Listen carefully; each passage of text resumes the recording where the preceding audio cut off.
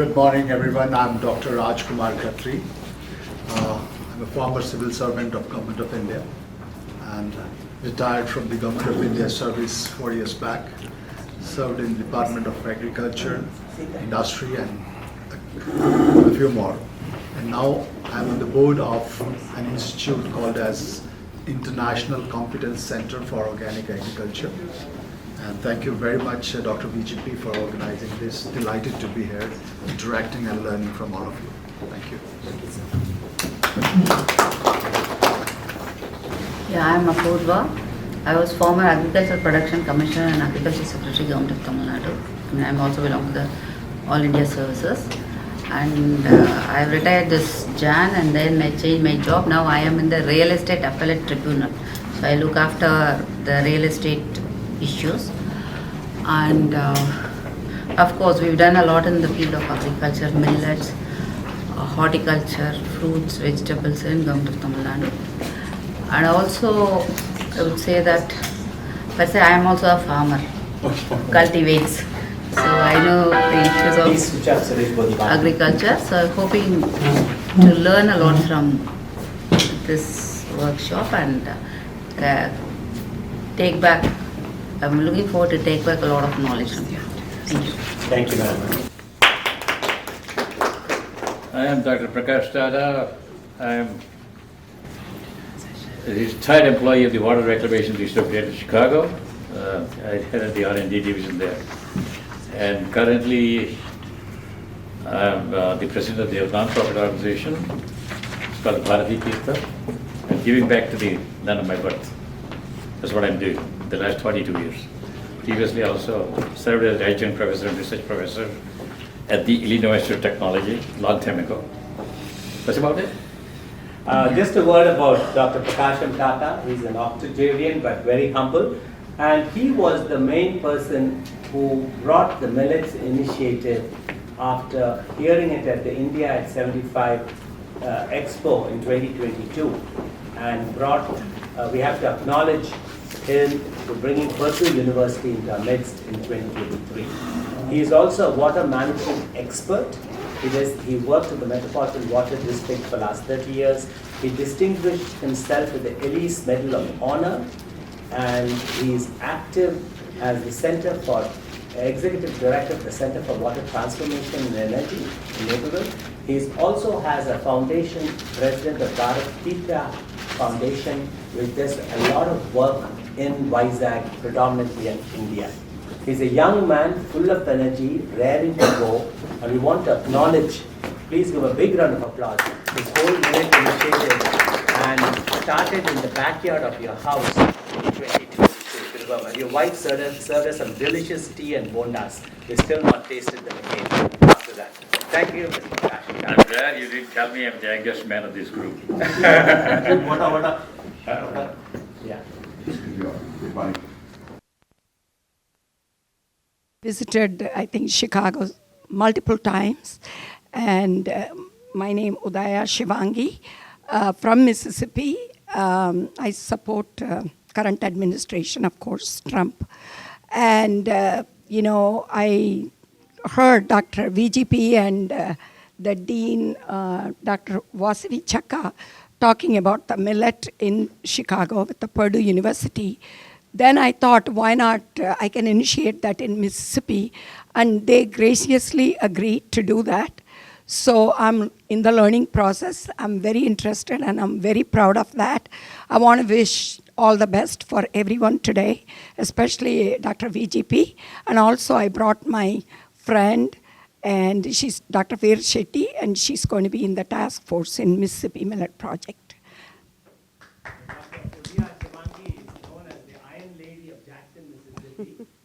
I'm Dr. Indira Veerisetti. I'm from Jackson, Mississippi. One of my good friends brought me onto this project. I'm the current president of the API Mississippi chapter, and it'll be interesting to know what we can learn from this council. Thank you. Good morning, all. I'm Professor Ranga Chandrasekhar from University of Illinois, Chicago. I'm with the Department of Information and Decision Sciences. I work in healthcare, AI, and informatics. And I've also done some work in food and nutrition, applying some machine learning kind of algorithms to food-related data, and that created my interest in millets. And I'm thankful to be here, and thanks for inviting me for this meeting. Thank you, Professor Ranga. I'm Dr. Vasavi Chaka, Dean of Global I International Institute of Leadership, also Director General of this GSA Global Sorghum and Millet Initiative Series Conclave. And we have been working very hard for several months. This initiative started in 2022 as Dr. Prakasham Tata and Dr. Vijayji mentioned. And now we have done several programs after that. And we had our first round table in Purdue University. And Dr. Tara Satyavati also joined by the online presentation she has given at that time. And now we are very fortunate to have her here, visa approved, and then she's only staying here for like 2 days and then leaving us. But her insights are going to motivate us, inspire us to go forward with this. And I welcome you all with a warm heart, and we are really, really very happy you are all here. And this initiative is so important, even though it's not about the traditional crops we are talking about. The millet is going to be the future of resilient crop for the food, and addressing some of the shortages in the world going forward. So with our visionary leader and Dr. Vijay Prabhakar only can see these kind of things and the broad vision, how we have to lead this initiative from the grassroots level. That's why he invited all of you here, and we are really looking forward to hear everybody's insight, and with open mind, and bring these ideas and curate them, and then going forward with the action plan. And I welcome you all, and share your insight and plans, and then we will all work together as a millet family. Thank you. Good morning, everyone. My name is Naveen Chandra Karna. I'm CEO of Amaze Foods LLC. In the millet program, there are two phases. One is the producing the millet cultivation. A second thing, the consumption part of it. So which is where we are focused here. So how do we bring the millet into the market, and how we drive this one. We have a couple of programs in place. So we will, on the program, we can talk about it. Yeah. Good morning, everyone. This is Vijay Gopal Kakani from University of Florida. I'm a professor there in the Ag Biosystems Engineering Department. I have connections with Mississippi. I first landed in Mississippi. I worked at Mississippi State University in Starkville for about 6 years, and then at Oklahoma, and now at University of Florida. And one of the interests for me is in the millets, especially Dr. Tara Satyavati is here. She is my classmate back in India. So I could not stop myself from coming here. Thank you so much for coming, Professor. Thank you. So, and Florida is facing a big citrus pandemic or epidemic as it relates to citrus greening. There's a lot of acres opening up in Florida. So being a tropical state, we can grow a lot of millets there. Thank you.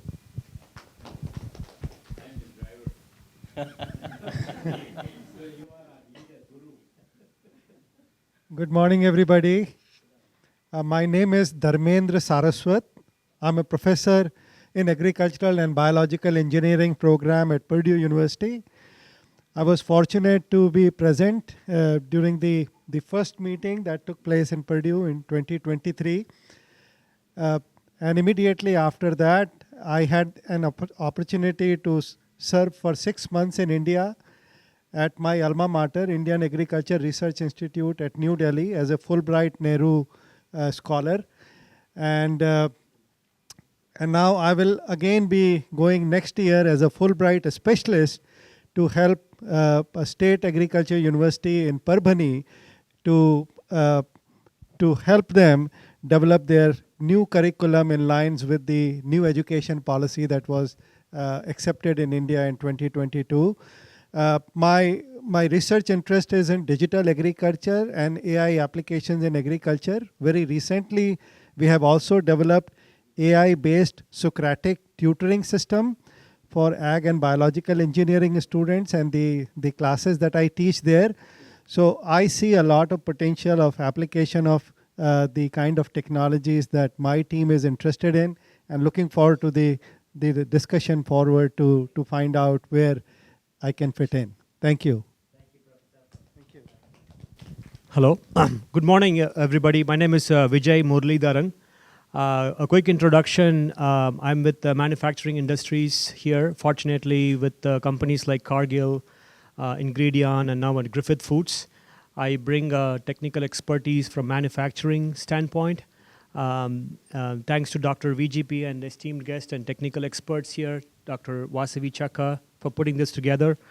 What excites me is what's the purpose of this conclave, right? I see a note that says Make America Healthy Again initiative. Many of us here, technical experts, we understand the value of the sorghum millets products, but how do we come together, conceive a product and conceive the idea and take it to Americans and beyond. So I'm pretty excited to be here, and we'll pass on to the next gentleman here. Thank you. Thank you. Thank you, Mr. Muralidharan. Hello, everyone. I am Lokesh Narayanan. I'm a professor at North Dakota State University, and I am also in manufacturing line. So, and my background has been like mostly in design and manufacturing. And most recently, for the past 3 years, I've been involved in agricultural projects, and I've been funded by USDA. And I'll be talking a little bit about, like, if possible, instead of like the seed part, I'm focused on the byproducts. So what can we do with the fibers and stalks from all the millets and flax, hemp? That's what I'm doing. So I'm making like flexible packaging out of it, and I'm trying to like make a team and go forward with the initiatives as well. I've been working with Amazon as well to develop this flexible packaging. And thank you for this opportunity. Like this is the first time here, so excuse me if I don't know much, but just this year, I planted some sorghum in our community garden, and we had our first harvest just last week. Wow. So, yeah. Thank you for having me here. Good morning. I'm Dr. Brian Schenneberg, and I'm currently the Executive Director at the Institute for Food Safety and Health at Illinois Tech, so just down the road. Also an industry professor in food science and nutrition. Our background as a university and as a center of excellence within the FDA, we are almost 40 years old through a cooperative agreement in which we work and have cohabitation by FDA at the facilities with us, in which we work on multiple aspects of food safety and health from harvest to packaged product. So that can be micro, that can be allergens and chemistry, that can be nutrition clinical research, that can be our training programs, our proficiency method validation programs. We have high-level pilot plants with BSL 3 level capabilities. But some of the task forces, especially in the space of the sorghum. We bring in trade and cultural exchange from various investors into the African region. And recently, I'm also got into carbon credits trading with the help of Dr. Ganpati. We are exploring different African countries for generating carbon credits and also doing trading. Good morning, everybody. I would like to thank to Dr. Prabhakar to bring me over here. This is a long plan we have. Basically, I am a biotechnologist. I am an ex-ICR employee, worked out of spices and plantation crops from Calicut. From there, I moved to a British company, and we are the first people started biofuel from non-edible raw material. My company where I worked was a listed company in London stock market. From there I moved out and I started my own company in India, 2006, Enhanced Biofuels. Our focus is to grow biodiesel plantations, means a feedstock from non-edible raw material like a Pongamia, Jatropha, that's my focus area. We have a good setup in Florida, where, as Doctor said, there's a big problem with the citrus. So people are moving forward to Pongamia plantation. We have a hybrid. So we plant Pongamia intercropped with millets. That's our plan, so that we can maximize the, what is the revenue from land unit area. And we recently signed up an agreement with Cathay Pacific. They are looking for SAF from us. They have signed up with 60,000 tons of SAF in 2026. and their requirement is 600,000 tons by 2030 to blend 5% along with the fossil fuel. So we are trying to set up a facility in Hyderabad. There's a plant, we are going to buy out existing biodiesel plant, one in like Louisiana, that's our plan. So our game plan is how to maximize the land area where we plant millets along with the plantation crops, because it's widely spaced, like a jatropha and pongami, it's like 3 meters by 3 meters. In between space, we can go to this millet. So my plan is like a millet-based biofuel cropping system. That's why I'm working on it. Thank you for all for giving me the opportunity to meet you guys. Thank you. Good morning, everyone. I'm Sita Bala. I'm Dr. Raghunath Rao. I retired as the Senior Deputy Director of ICMR, National Institute of Nutrition. Basically, I'm associated with Global Strategic Alliance and I have been writing articles on millets. Most of you must have read my articles, which we are publishing on a regular basis. I should say that I'm a columnist for the Global Strategic Alliance newsletter. And also I am currently Professor of Public Health. And we are going to discuss on the core areas of the Global Strategic Alliance on millets. And we would like to develop a project proposal to USDA and submit on behalf of the GSA, so that what are the areas we need to address as far as the North America is concerned, and also how India can collaborate in those core areas. So we are going to have a detailed project proposal, and soon we will be submitting to USDA. Our chief is very much interested in this aspect. That's how we are into this. Thank you for the opportunity. Good morning, Mayor Nathaniel George Booker for the village of Maywood, which is right next door to Hillside where we are today. I am also on the board of directors for National League of Cities that represents the more than 19,000 communities across this country, and I'm the president for the National Black Caucus of Local Elected Officials. So looking forward to the dialogue and how we can move things forward together. Thank you, Mayor, for joining us. It's me Yeah. now? Okay. You're the, and you can do the yes. call to order and Yes. opening remarks. It's all yours. Please welcome Professor Dr. Sanay Thank you. Simsek. Yeah, first of all, I apologize being a little late. There was traffic and welcome, warm welcome. I know there are different attendees from other parts of the world, and I can't believe here we are, because we have been planning about this event for many, many months, and I met with the three people on my left in India, and they have amazing facilities, great vision for utilization of millet, and there is a huge platform for millet in India, and I think we are so lucky and blessed that they are willing to share that great grain with the rest of the population. And looking at the agenda, and I know Wasabi and VJ, they have been working on the agenda for months, but we know food sport health is a big topic in the United States, and being a leader in one of the leading food science department at Purdue University, we also have some research investment on millet. And I'm very excited about being here today with the leaders in millet from all parts of the world. And I'm very excited about the discussions. And thank you, GSA, for hosting us here. Thank you, Wasabi, all the phone calls and text messages, and your leadership, Dr. Vijay, is without you, this day wouldn't be possible. So let's start, and it will be a great day. Thank you. Thank you so much, Professor Sanay. I would just thank you all again. So this was just brainstorming and to get to know each other. Now, officially, each one of you around this table is a member of the GSA Millets Promotion and Research Council of America. And this is the first prelude meeting of that. And what this council, tomorrow we'll have Congressman Jonathan Jackson, who's the member of the House Agriculture Committee and member of the House Foreign Affairs Committee, whose Illinois Institute of Technology, Chicago, is in his district, and very keen to have part of the USDA grant, which Professor Raghunath Rao said, which we are initiating, and Dr. Sanay has been working on the initial for the last 2 years. With the regime change, we had to bring in some optics, so we have Make America Healthy Again. I'm sure all of you all can read between the lines. We have Professor Ranga and Professor Raghunath Rao, who will be curating the project under the leadership of Dr. Sanay Simsek. We also have this afternoon, I want to just give you the background, since you all are the core team, How we're going to do, Professor Ranga, you could meet with him today and tomorrow. We'll exchange numbers. We'll have a planning meeting, and they've started already. They've written an initial grant, at least an outline, which has to be changed and refaced because the original grant under the Biden administration at DIE, diversity, inclusion, and equality, because that's what they required, but now that has been eliminated, and we are working on refining it. We plan to get it all ready by November. And all the institutions present here today, the North Dakota University, Purdue University, UIC Urbana-Champaign, UIC Chicago, and the Florida University of Florida at Gainesville, will all be integral members of the grant. So you'll see how it put together. It'll be a nationwide grant.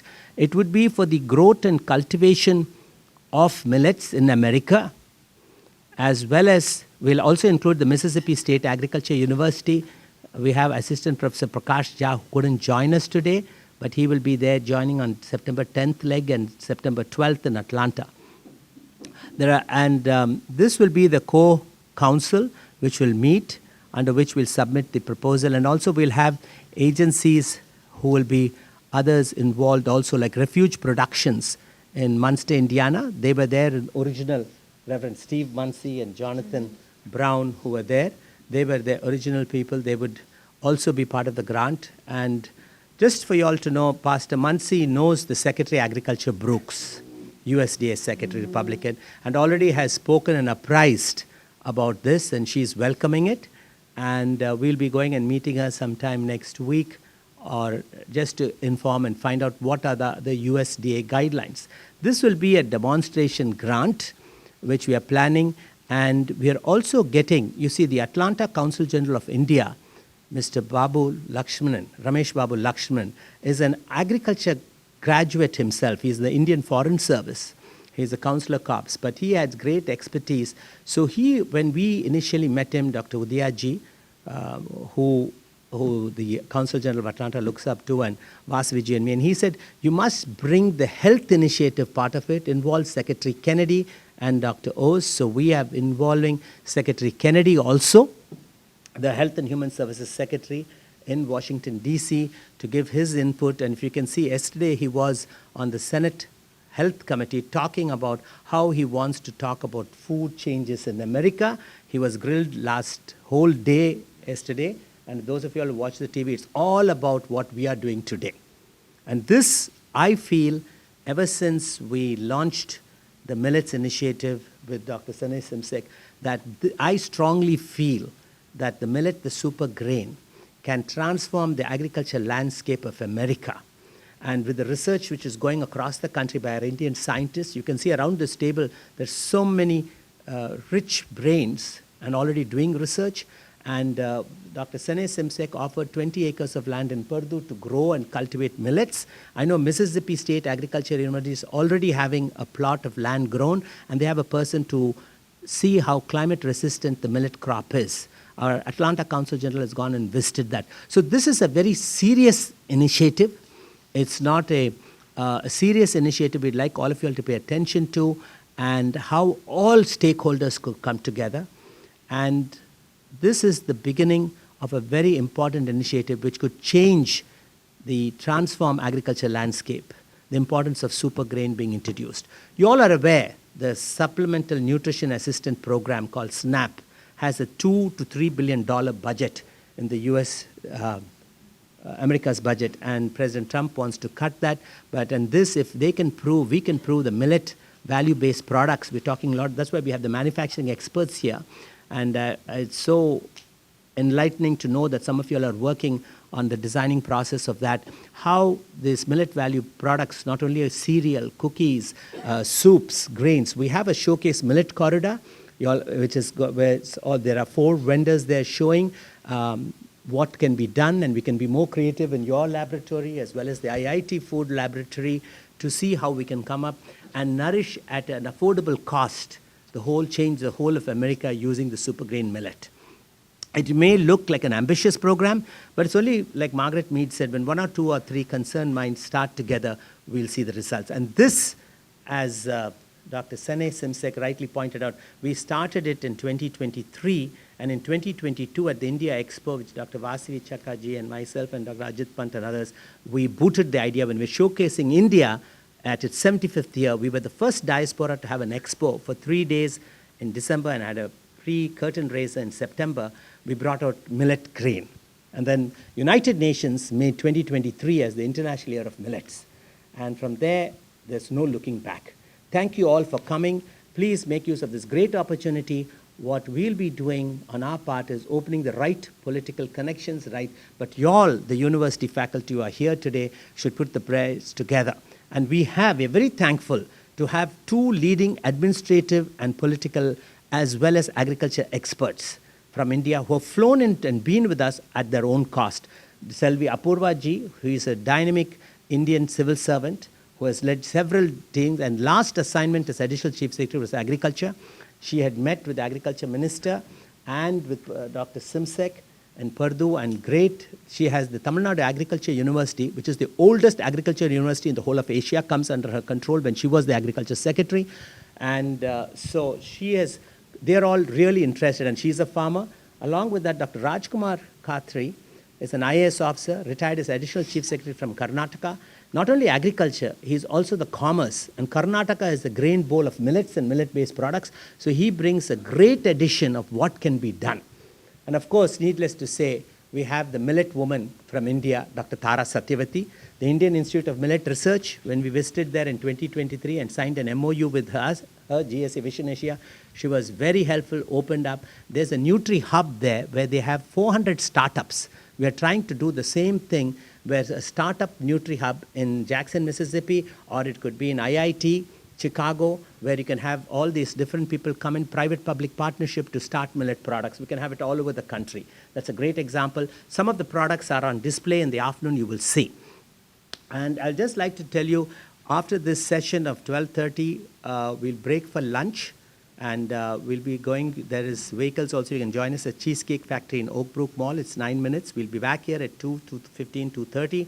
We'll have the afternoon session. I think Sita Bala has sent you all the afternoon program for millets.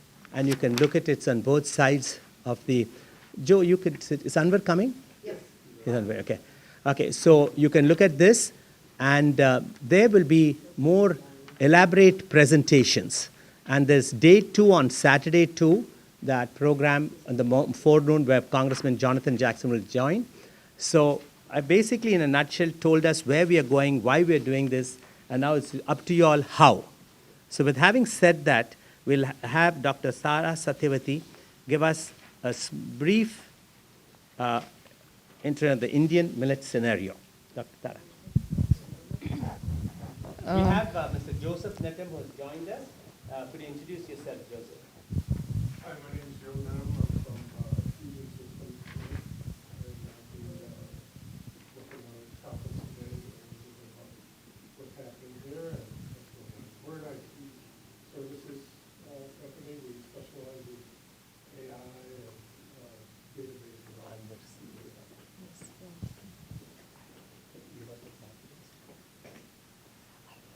Thank you. Please, Dr. Tara. Okay. Thank you, Dr. Vijay Prabhakar. First of all, I would like to thank the organizers for having us here. As mentioned, in India, we have about, it's not audible? Okay. Okay. So, in India, we have millets cultivated.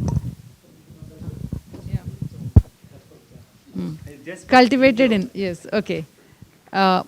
In more than 13.5 million hectares. We produce about 18 million tons of millets. In these millets, we have primarily pearl millet, followed by sorghum, then finger millet. We have foxtail millet, little millet, kodo millet, proso millet, brown top millet, barnyard millet. So we do cultivate 9 different kinds of millets. And at Indian Institute of Millet Research, we do research in all these 9 kinds of millets. And if you look into the area, the primary most important millet in the country is pearl millet, which we call bajra in Hindi, in other countries, it is mostly millet. We also work on sorghum, that is another 4 to 5 million hectares of area. Pearl millet is about 7.5 million hectares of area. Then followed by finger millet, it is about 1.5 to 2 million hectares. The rest, all millets, they come under 1.5 to another 2 million hectares. So looking into that, we have our own research system. In India, we have under Indian Council of Agricultural Research, we have separate different institutes, commodity-based institutes. So for millets, we have Indian Institute of Millet Research.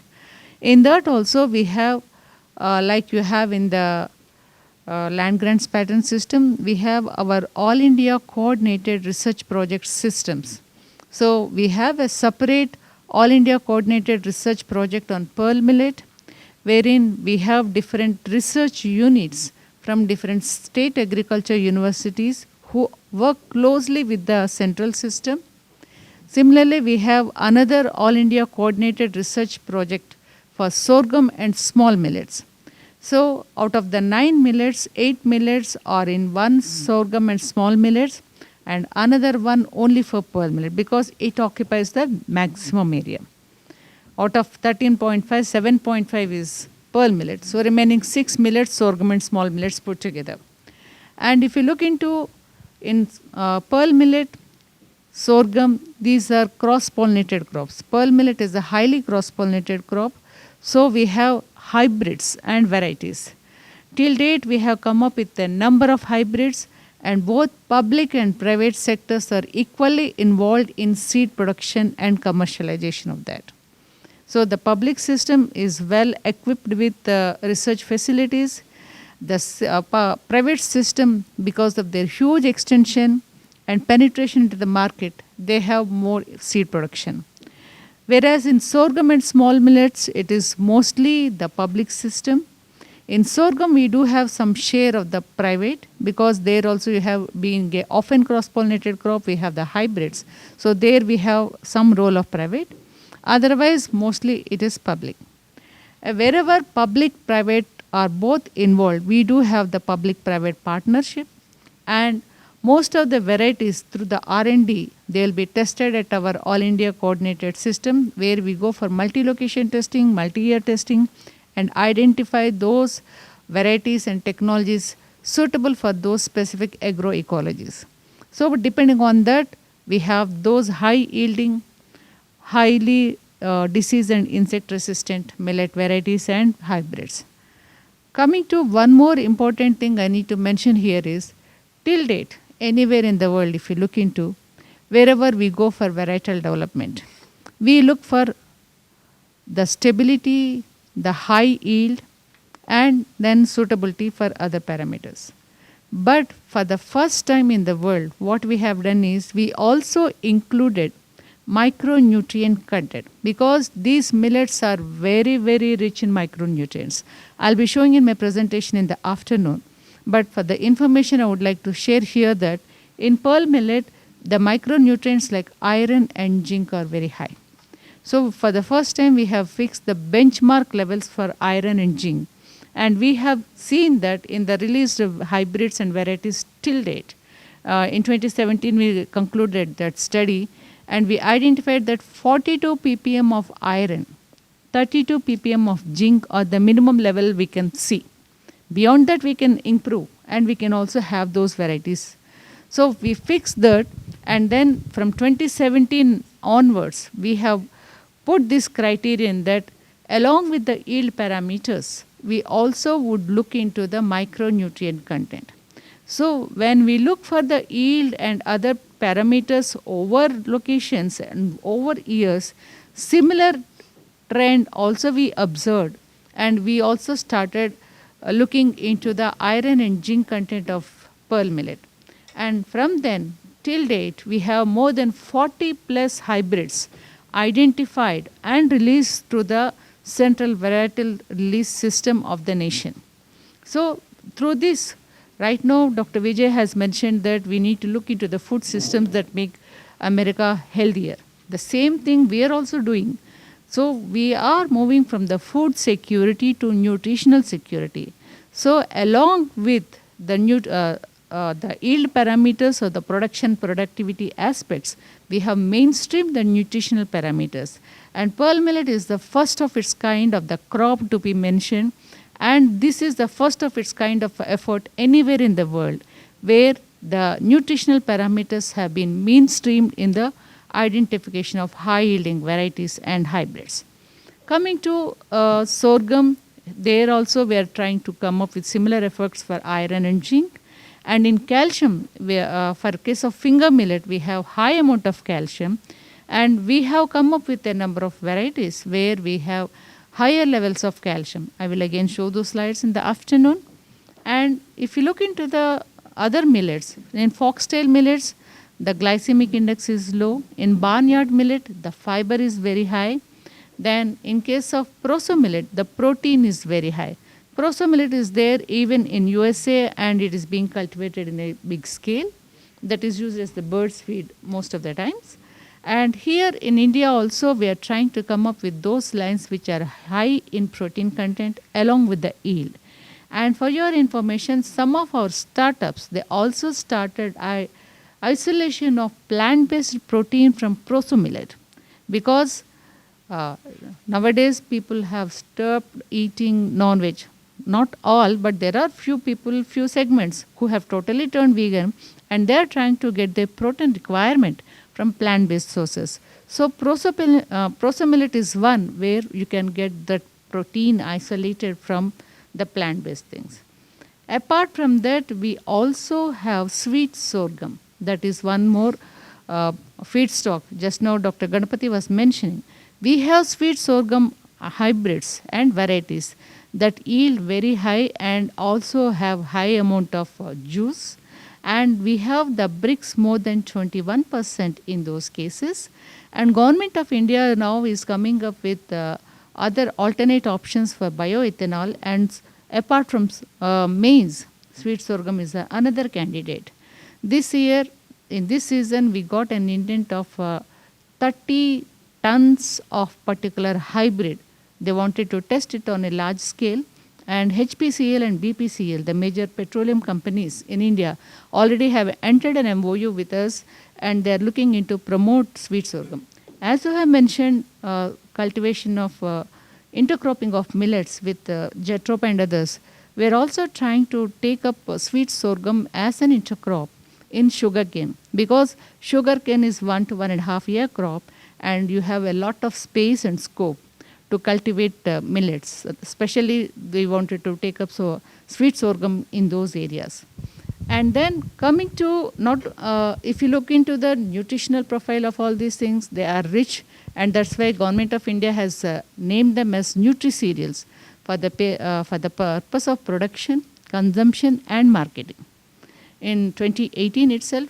And of course, the year 2023 has given a good amount of traction and visibility and promotion of millets and awareness in many aspects. And in the G20 presidency also, we were given lots of opportunities to showcase millet dishes and other things, and there is a total diversity in the diet. So the effort now being taken up by the GSA in the name of the GSA Global Millets Conclave will definitely come out with successful projects and also understanding and open up the gates for cooperation and collaboration in future. And being Indian Institute of Millet Research being the nodal agency for millet research in the country, I definitely think this will be a great opportunity for both the countries to work together. Of course, we need to follow whatever rules and regulations are there through Ministry of External Affairs and all those stuff. But we are there ready to collaborate and help each other and come out successfully. Thank you for giving me this opportunity. Very well said. I think Dr. Tara Satyavati hit on a very good point.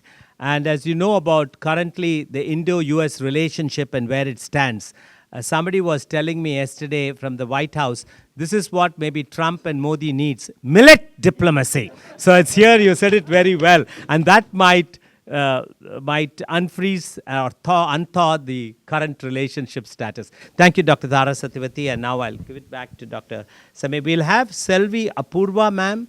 She's going to give us the farmer's perspective of millets growth. And as you know, she's the former Additional Chief Secretary of Agriculture from Government of Tamil Nadu and Farmers Welfare. Please welcome Selvi Apurva, IAS.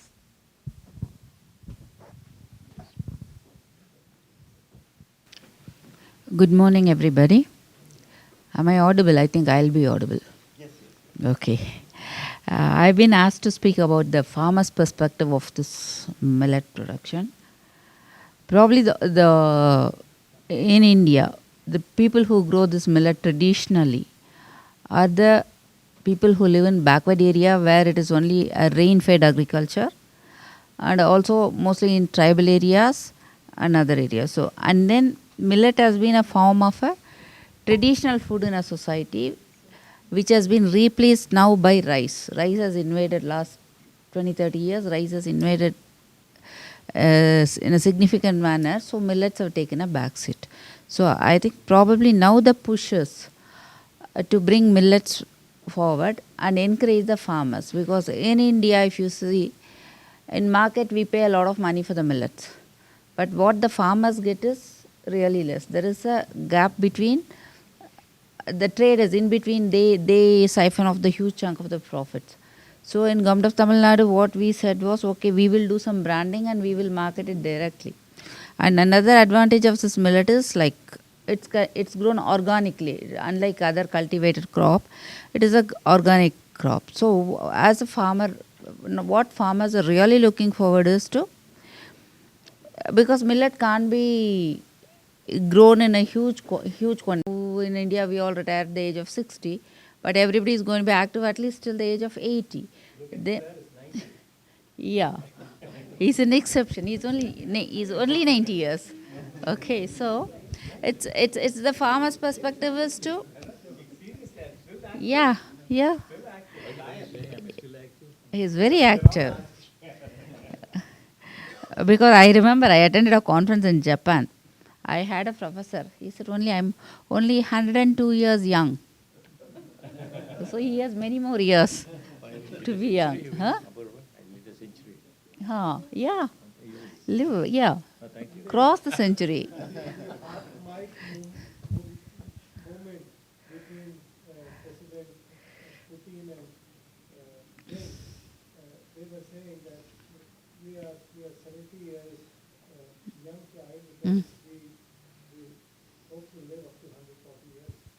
Yeah.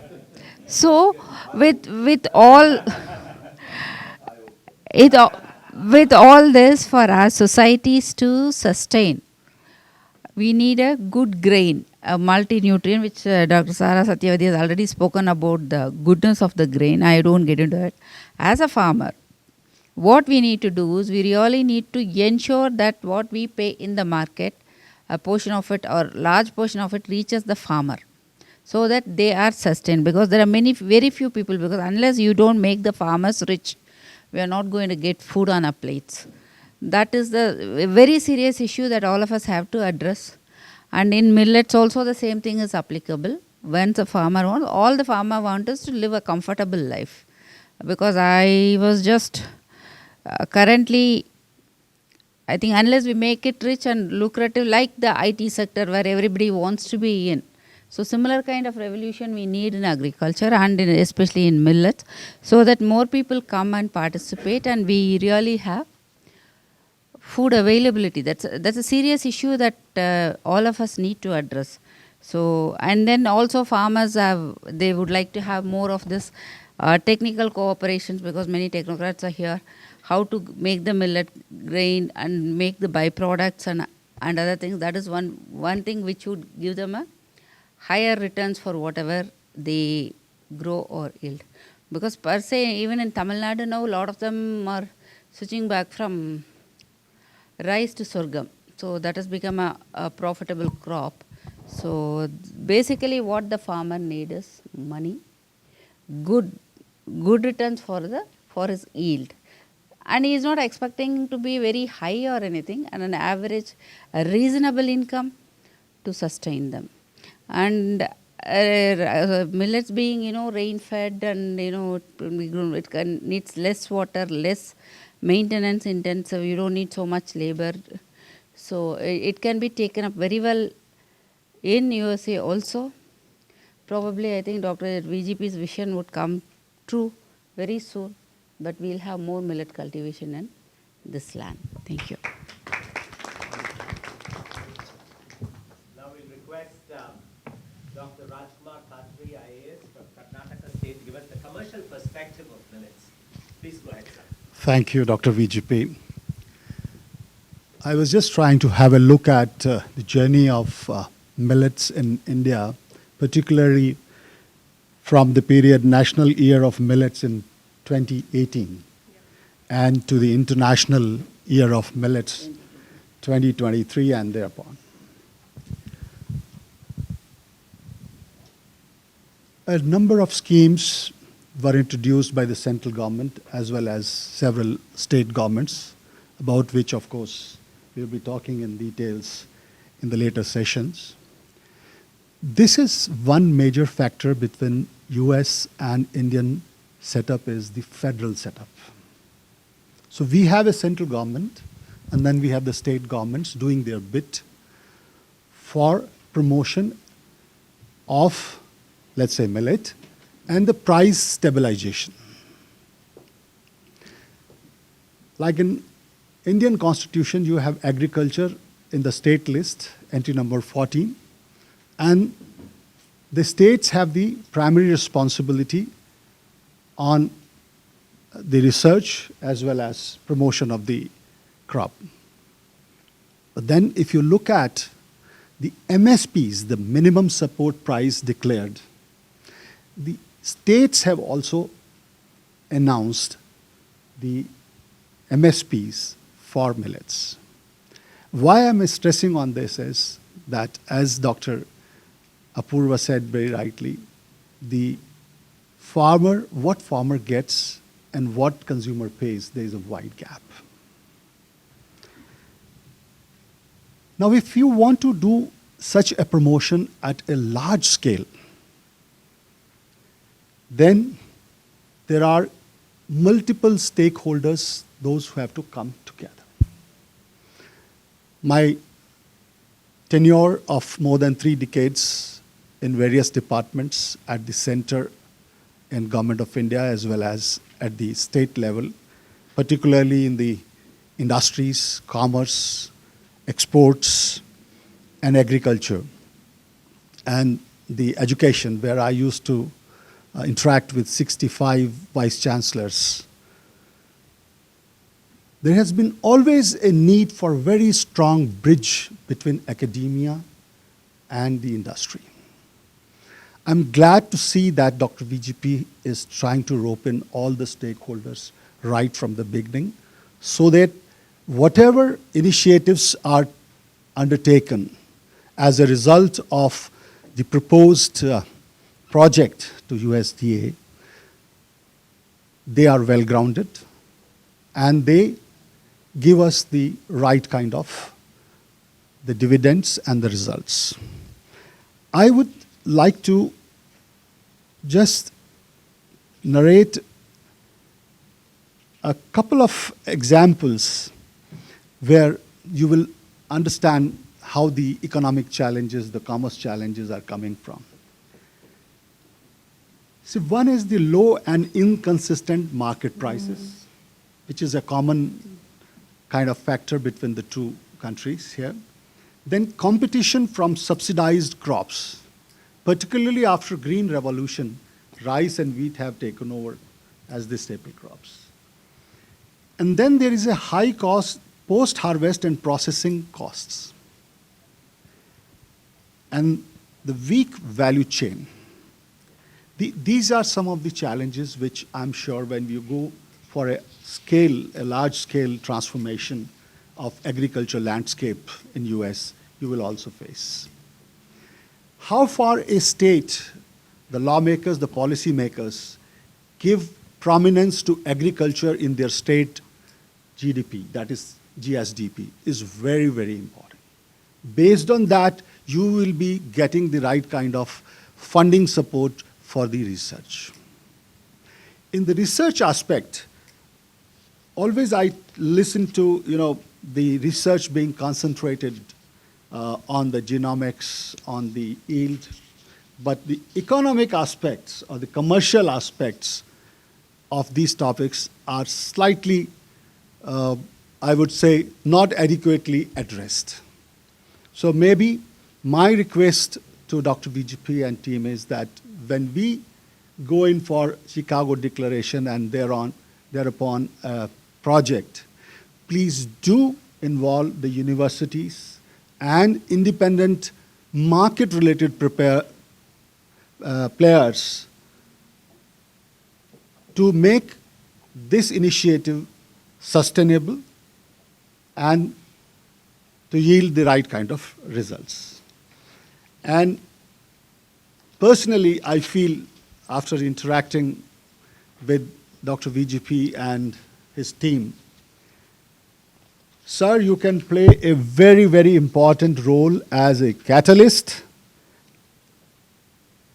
influencing the policymakers, influencing the manufacturers, and also you can be a platform to bring these stakeholders together.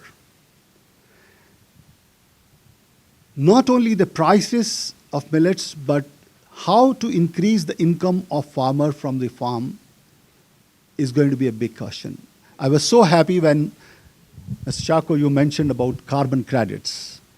I have been recently involved as the board member of the ICOVA, that is the International Competence Center for Organic Agriculture. In 4 states, I'm taking up the projects on carbon credits. And this definitely is going to increase the income of farmers from the fields. You have a very big advantage here vis-a-vis India, that the land holdings with the farmers are very small in India. But here the land holdings are very big. And the income from the carbon credits can give a substantial incentive or addition to the farmers to grow millets. Thank you very much, and I wish the forum and Dr. VGP and team a great success. I will be your foot soldier. Please. Thank you so much, Dr. Rajkumar Khatri for those erudite remarks, and gave us a very good perspective of the challenges we'll be coming forward and how we all as one team, stakeholders, should work together in this project. And I'd like the touch you added about carbon credits is very important, and I'm sure you'll repeat these comments in a more emphasizing manner in the afternoon session, where there'll be a larger group and we'll have all the powers that be to listen to us. So now coming along to Dr. D. Raghunath Rao, who is going to give us the nutritional benefits briefly today. You all have introduced himself, so over to Dr. Raghunath Rao. Good morning to all of you. The importance of nutritive values of millets have already been dealt by Dr. Tara Satyavati, but yet I would like to emphasize more on this, because the millets have not only the macro and micronutrients we have, the macronutrients along with the micronutrients. When you consume millets, you will get both macro and micro. But the question remains, what is the bioavailable to the body is very, very important. Where at least at our institute we did the bioavailable, because unless and until the micronutrients are bioavailable to the body, then you will not reap the health benefits of the millets in your body. So what kind of percentage of millets you need to include as part of your diet? For example, the American Dietetics Association, they have developed a MyPlate concept. The MyPlate concept, wherein you include carbohydrates to 55 to 60%. So in 55 to 60%, normally what you do is you either include wheat or rice products. Instead of that, we reduce the rice and wheat and introduce the millets as part of this carbohydrate content so that you will have the macronutrients as a major nutrient, and also it has got micronutrient as in micro quantities. For example, let us say 1 gram of carbohydrate gives you 4 kilocalories. That means you need to have a large quantity of the carbohydrate. But the folic acid requirement is 400 micrograms is enough. Micrograms, gram. There is a big difference. That means when you consume 100 grams of millets as part of your main menu, not only you are getting the carbohydrate as a major, micronutrient, whatever the micrograms that is available as folic acid as part of your millet, that also you are getting it. These two things are lacking in rice and wheat. So that is the reason why I do not know how many of you have gone through the last time I gave a consolidated table in Global Strategic Alliance newsletter, and if you go through it, you will be able to understand how best we can compare rice and wheat to the millets and what are the benefits that we are going to derive when you include millets as part of your diet. Mainly, our chief has already mentioned school lunch programs, SNAP program, and also My Plate. How best we can include millets as part of our diet on a regular basis, how much we need to consume, and how we take care about the availability of these micro and macronutrients to our body, so that we can control, as Dr. Apurva Madam told the Chief Secretary of Tamil Nadu, we can control the NCDs like diabetes or cardiovascular diseases. All those things can be controlled by including the millets. And another thing is the diversity, the agricultural diversity. Unless and until you have the diversity in cultivation, you cannot bring the diversity in food. So that means wherever you are growing sorghum, pearl millet, all other millets also should be grown in the same area instead of one type of millet, so that when you have the agricultural diversity in place, you will have the food diversity also in your plate. So these are the things which we are going to address as part of our Global Strategic Alliance project proposals, and it will be a comprehensive proposal. Nutritive values, of course, I can tell you in detail when we have the lecture on nutritive values and how we are going to have these health benefits. One thing we need to remember, everything will have iron, everything will have all those things. What is the bioavailable of iron to our body is very, very important. Absorption is important. When it is absorbed in your body, then you will have the health benefit. So how to enhance this absorption, how to enhance these kind of value-added products when we prepare, all those things will be dealt as part of the project proposal also. A research component will be there as part of that. Great. So these are Great. Thank you so much, Professor Raghunath Rao. And he'll be giving later this afternoon, he will also giving a presentation with more PPT information. Yeah. Now, for the next segment, if you look at the agenda for the promotion Research Council of America, it's the State of Millets in America. Make America Healthy Again initiative. Now it's for open for discussion, strategies involved. We have different faculty members from different universities. We'd like you all to throw some light on rodent cultivation, millet research, and development and management of millet-based products. I'll request Professor Ranga Chandrasekharan, Professor of Health Informatics from University of Illinois, to lead this segment. And please feel free, all of you all, to give your suggestions and everything else. You'll heard a basic overview of millets, how we can implement it here. And our recorder, Professor Raghunath Rao, will be taking notes. So the next 1 hour we'll spend on this. Professor Raghunath. Pretty vast. You know, as a business school professor, I think of this entire thing as what we call as an extended value chain, right? There is a supply chain side and there is a demand side. And we have stakeholders throughout this value chain here. So starting from the seeds, then, cultivation, harvesting, then, making the millets into a consumable food product. And what is the food science and nutrition that's involved here? Then it all the way goes to the consumption, marketing, and having public health implications. So one of the things, as Dr. Raghunath Rao and Dr. VGP mentioned, our overall goal is, we want to put together a solid proposal to the USDA for a grant that covers this entire spectrum from beginning to end. So that's the overall goal. So for the next 1 hour, what I want to focus on is what are you going to bring to the table? So what is your idea for contributions? So we want to distill those ideas. This is going to be more open-ended brainstorming session. We all understand the value of millets. I think that's what is bringing us in the first place. And we have had experts who have done years and years of work who have shared with us their expertise. So now among us, we have professors from a variety of fields. So we have food science expert, we have agriculture engineering experts, and we also have manufacturers, we have farmers, and we have consumers. So we have the entire set of stakeholders here. So I wanted to start with one line. What is your idea for contribution for this proposal? So what would you bring to the table? So I would like you to open your sentences. My idea that I want to contribute for is, and then elaborate on it. Let's have some kind of I would like to hear everybody, so let's try and stick to 2 or 3 minutes per person so we can have it moderated.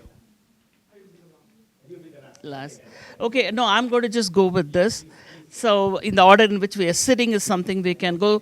So, yeah. So my idea for contributing to the proposal is we'll start with, I'm going to put you in a spot.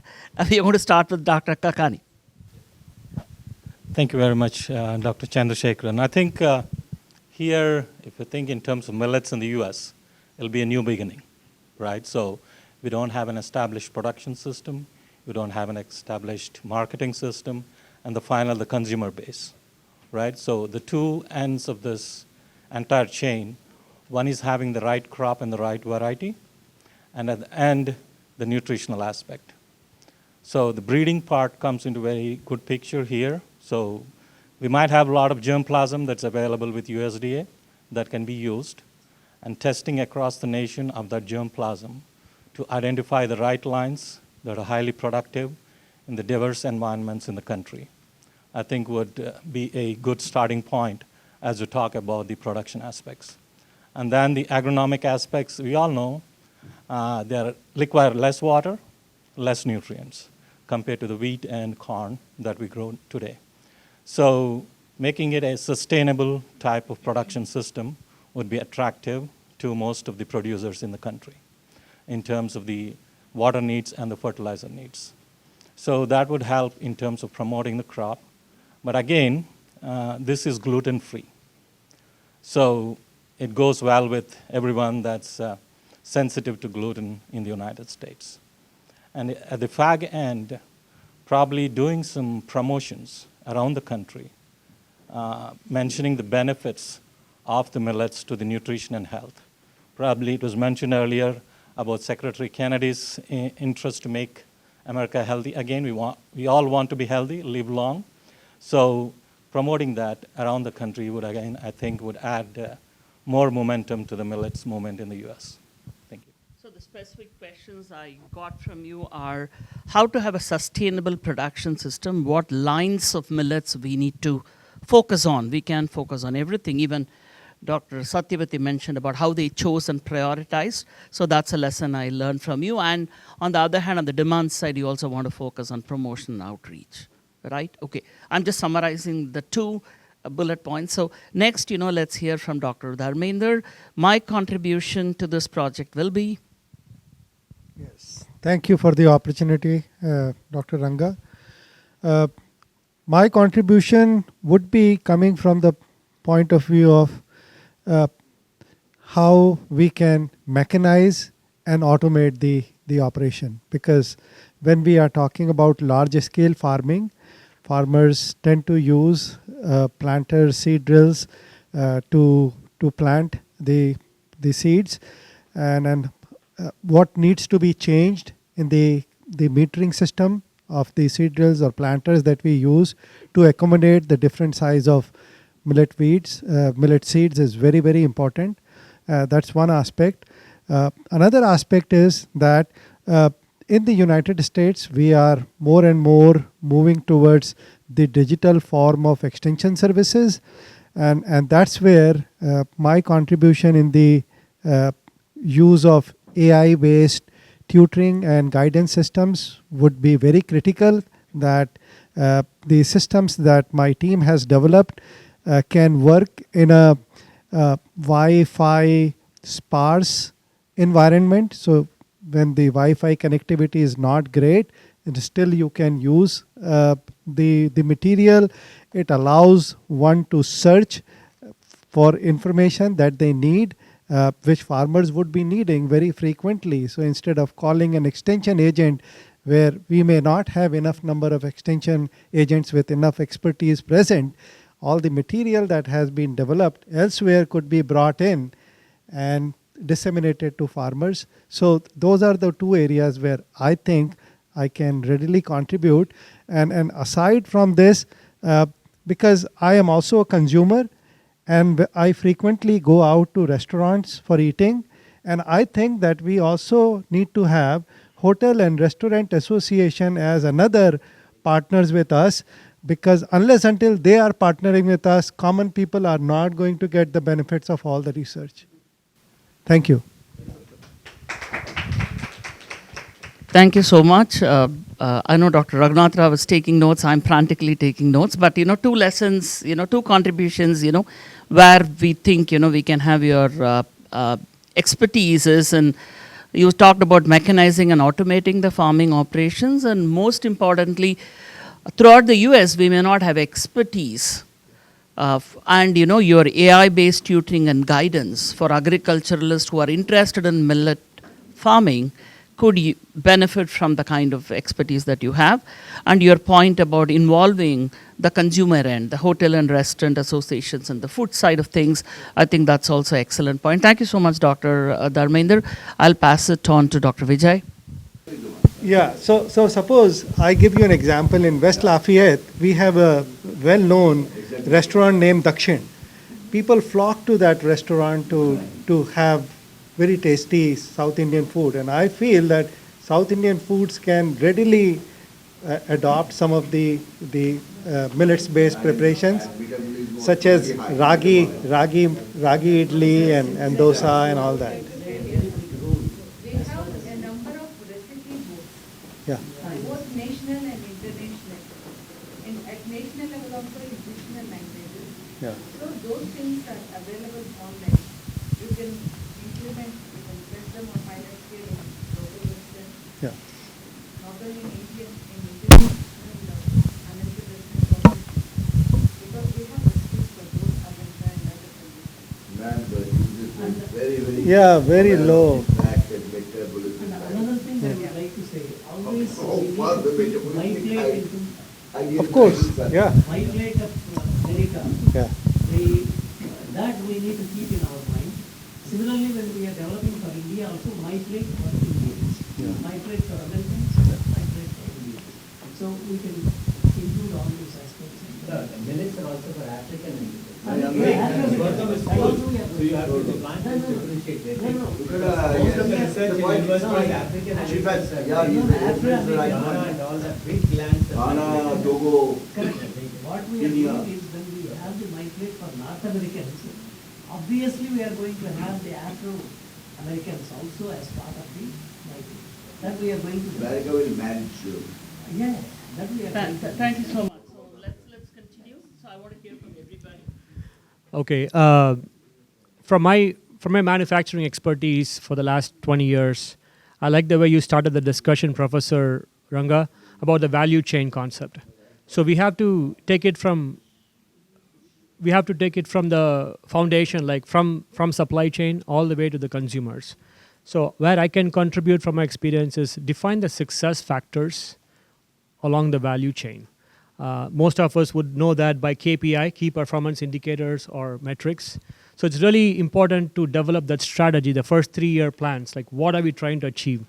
What are some tangible? So I can help facilitate that. Second thing is, as Dr. Rajkumar pointed out, it's very important we partner with the independent market players, because my experience with the food manufacturing companies, it is very critical to develop the products that's desirable to the audience, because plant-based meat has been a very hot topic for the last several years, but many companies failed because they can build the texture, they can make the look like meat-based, like beef-based, but the taste, the consumers define the success. So partnering, I work for a company that can also partner potentially for small-scale R&D, Griffith.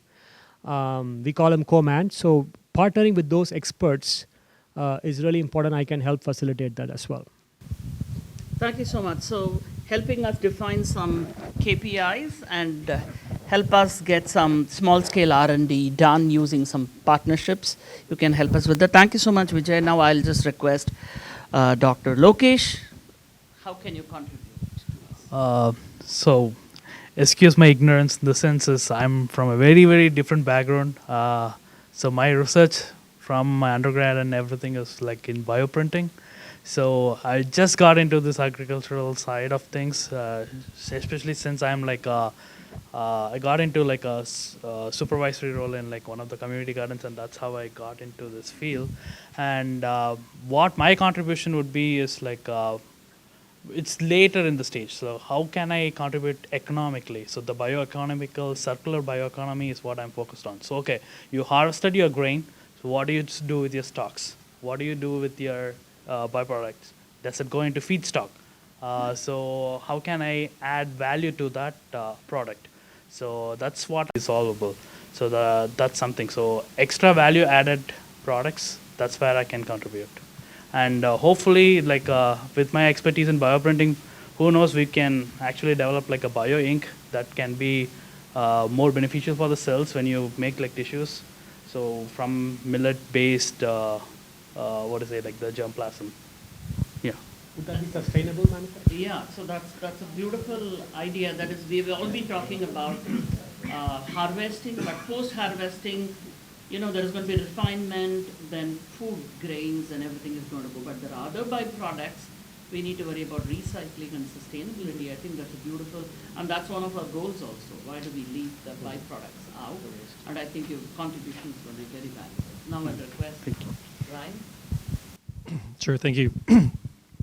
There's a number of places that we can partner, and it would be post-manufacture or post-harvest from the Institute's perspective. So one, let me start with the nutrition side, and especially talking about the clinical nutrition research. We have one of the top nutrition clinical research programs in the Chicagoland area. It's already associated with the National Institutes of Health in terms of the biggest feeding program in the United States, and it's actually looking on how a product and the nutrients within that product will impact somebody at a genetic level. So when I look at this on how we benefit health, it's not just about chronic disease, it's our gut health. So how do we look at actually how the gut health is being improved by producing and eating these products to then bring up our state of less chronic disease? So one, that's a huge nutrition program we can help support from that research side. Sure. Then if we go into the production manufacturing side of the product, which is another place that we have between our microbiology and our chemists, is understanding after production what is the potential inactivation things you need to worry about from a pathogen or food safety perspective in terms of what that looks like, bigger picture, once you put it to market. We have expertise in low moisture foods, whether that's flour and other things already. We have task forces that already exist in that space, which we have multiple USDA and FDA government officials that come in. And so we could have them also come in and have feedback loop sessions on some of the activities in terms of how you want to maybe have outcomes. Because the key of doing that is get the research right up front with their input, post doing the research, and then they come back and say you didn't get the validation right. Right? So that's another place where we have the validation and expertise and procedures to do that.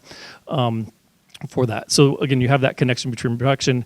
Our facilities also have pilot plant capabilities, so we can actually produce GMP food safe research food, depending on how you want to do that. And we're, again, doing that for the region, so we can send those out on top of that.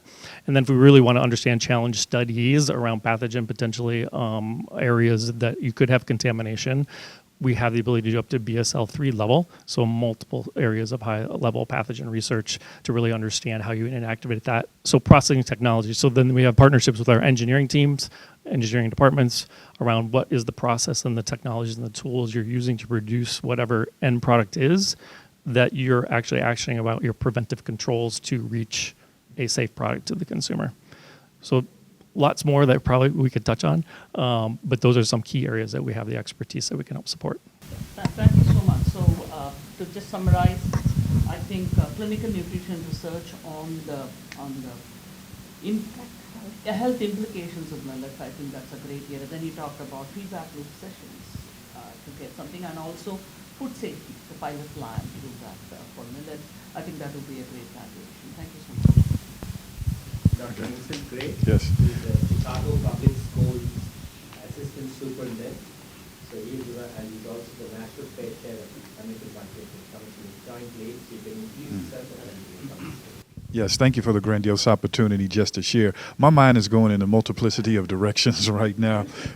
This is not literally my most dominant area of expertise, but there are three things that's kind of surfacing for me. Number one, I have to make sure that this type of conversation don't stay in this room. See, these type of conversation, it has to funnel out into communities, and not just any communities, but communities that dealing with food insecurities. Some of the schools in Chicago public schools, you're dealing in the food desert. And so what I will have something called probably the zip code conversation. What's the zip code conversation? It's ridiculous that according to, I was reading something the other day, and it says that in Inglewood, the life expectancy is 69. And if you just go literally 2 miles from there, which is Bridgeport, the life expectancy is 89 years old. The research says where you live determines how long you live. And that's connected to food. And so I think I have to make sure one way, if we really want this initiative to work, we have to connect with social media, the influencers, the individuals that will leverage our voice, and we have to educate the consumer. It's all about educating the consumer. And an informed community is a powerful community. So I have to make sure that this conversation don't stay behind closed doors. I have to make sure that these communities get in communities that some communities don't have banks, they have food banks. And so we have to make sure that those individuals get the conversation, have that conversation. Thank you. Very well said. Thank you so much. We learned the importance of how you can contribute us to help us get the word out, outreach to communities, especially earlier. Dr. Satyavati mentioned about, I liked how she said from food insecurity, there is also nutritional insecurity. So we need to move from food security to nutritional security. It's not just food. I think that's the point she made, and your point is exactly in sync with that. And how can we use social media influencers, especially to promote this among youth, and especially food banks. So those are the points that Thank you. Thank you. Let's listen to Yeah. So what I can bring into the table for through this conclave is that I can introduce whatever millet products have been introduced or derived in the United States. I can take it to the African region through the United Nations Food and Agriculture Organization, as well as the Farmers Association, where I am very much an advisory board member, so that we can introduce these products into the African market. Because, after the COVID, United Nations, through United Nations, organization called UNAPS, developed a lot of new medical equipments for all the African countries. All the African countries, hospitals, modernizing the new machines. Similarly, once we have this millet products derived developed in the United States, we can bring that or take that to the African region through my business associates over there in that region, and also because all the African countries look at America for any new things, right? So even modern machines, we can introduce them to the African market, which I'm currently right now doing also, buying US equipments, farming equipments into the African market. The second aspect is also educate them, the farmers over there, about the carbon credits, because that's where the money is, apart from the actual product where they get only a minuscule of an amount, which Tara Madam said, and also Boroji said, that is additional income, and it's more valuable for the farmers. So these are some of the things, I can bring forward, and that's what I'm going to help into this conclave. Thank you so much. So the two words, if I could just summarize, one is internationalization. millet products, and then a farmer's education about carbon credits and the benefits and raising that work. Thank you so much. Yeah. Yes, sir. So here I want to bring a couple of things to the Institute of Millet Research. So we have to standardize, or we have to bring a cultivar which is suitable for this agroclimatical zone. My focus is in Florida, where we have a big plan to go for this Pungamia. We have our own variety, it's a hybrid. So I want to develop in between Pungamia because it's widely spaced. I think we can grow millets at least 6-7 years from the date of planting. So there will be a cash flow to the farmers also day one through the short duration crops, number one. Number two, how we are going to exchange the germplasm between India and America, that's the key because we are the foundation. India has tremendous research work and they are the authority. And thanks to our Prime Minister, he has developed our institute, a Millet Research Institute like an international standard. The building itself will talk about you, how serious India is to develop millets in our country. Such a fantastic building. Then the third thing is the integrated nutrition management. That's very important. I have seen in Brazil, I was in Brazil almost 20 days last week. There I have seen people, they got carbon credit even for corn. They are getting 15 credit per hectare per crop season. And wheat, 20 credit. That is not there in countries like India and America. That madam has to help us. So we can bring the technology and we can bring how we are going to monetize the carbon. Where my attention is how to reduce the chemical fertilizer without reduction of the yield. So there is the biofertilizer, you got 9 varieties of biofertilizers. If you apply them, they increase the nutrition availability. We have a lot of locked up nutrients in the soil. So if you put mycorrhiza and then the 9 varieties of biofertilizer, they mobilize the locked up nutrition into available form. So you can cut down the chemical fertilizer and reduce the cost of production. Like Apurva madam said, this crop is not a very fancy crop. It's yet to be commercialized. So in India, country like India, if you can reduce the cost of production, more people will come forward. The place where I'm coming from, South India, that's the place where they grow millets, Virudunagar, Tirunelveli district. So here, I just address this in Brazil. When you apply the biofertilizers plus biochar, there is going to be a very big area where it's going to increase the carbon footprint. So what I've seen in Brazil, if you put 1 ton of biochar, you get around 4 credit. Each credit is being sold $150 per credit. There are people ready to buy the credit. So my target, if you blend carbon credit, that can be a cost of cultivation to the farming community. I think the institute has to work a lot. So when we go through them, then that is a certification, validation, easy to enter into the market. Then this is what I want to share with you. Plus, this millet, when you go through the biofertilizer and biocontrol agent, I'm not going to talk about organic farming. I'm going to talk something which is like a residue free. The end of the day, what you're looking in organic farming, there should be any residue. So if you promote the chemical fertilizer today, pesticides today, which is so far it's a clean crop, then you are spoiling the future of the crop. Let us go through the integrated. You can apply fertilizer, definitely we need it. Otherwise you can increase the productivity per hectare. Give fertilizer in a blended form and make sure that there is no residue in the end product.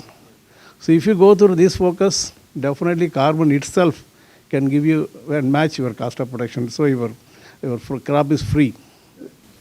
This all me just want to present to the table. Thank you. Thank you so much, sir. So for me, the takeaways were, we had Dr. Kakani earlier talked about the germplasm, and you had mentioned about, first of all, we need to identify what's going to work in the US, and how are we going to facilitate any kind of exchange between India and USA on the germplasm, and your point about biofertilizers and residue kind of business. So those are the points.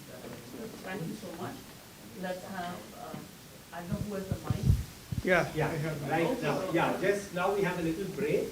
We're really going to taste some millet conflict cereal, literally now made by Hobo Mills, one of our exhibitors, Didenath, who is a Bravery King from Atlanta, Georgia. So y'all can select, there are different flavors now, and Sita will help y'all. So just have a taste. So while you talk about it, yeah, you can eat it either with milk or yogurt. So we believe action speaks louder than words. It's not scientific, so you want to taste it. So this is a real council with practical session. So please introduce the products quickly. You can do while Dr. Sudhakar continues his talking. We can multitask. Professor Ranga, is that okay? Yeah, you can taste the millets and while you continue. So we'll save time. We're doing very well with time, 11:40. I think people will pay attention. No, they'll pay attention. Good. No, but the recorders are taking. They are, and it's recorded. That's important. So, I've been listening to all the experts talking in various different areas, and There are different varieties of cereal. it's not going to work. Okay. Yeah. Okay, then pass the mic. No, over can work. I mean, we don't have time. No, because I have to know, some people may not be able to digest milk. So anyone has milk allergy, that'll be easier because then we can give you Yeah. whiskers. Sita, could you also announce the flavors, what are there? It does Direct. also- yeah. There are yeah. Yeah, just a word of caution, this contains nuts and peanuts. So in case if anyone is allergic, so I would request your Anybody with daily? Anyone, has a dairy allergy, if you put your hand up, we will try and avoid giving it to you. No one. Wow. So you can, nuts is okay? Yeah. Okay, so you can just try plain. We're not gonna. So quickly, maybe Somebody somebody can, Raghunaji, you want to also help in serving quickly? You can? Yes. If they can quickly, somebody help serving, also help, can serve them fast. Just take it.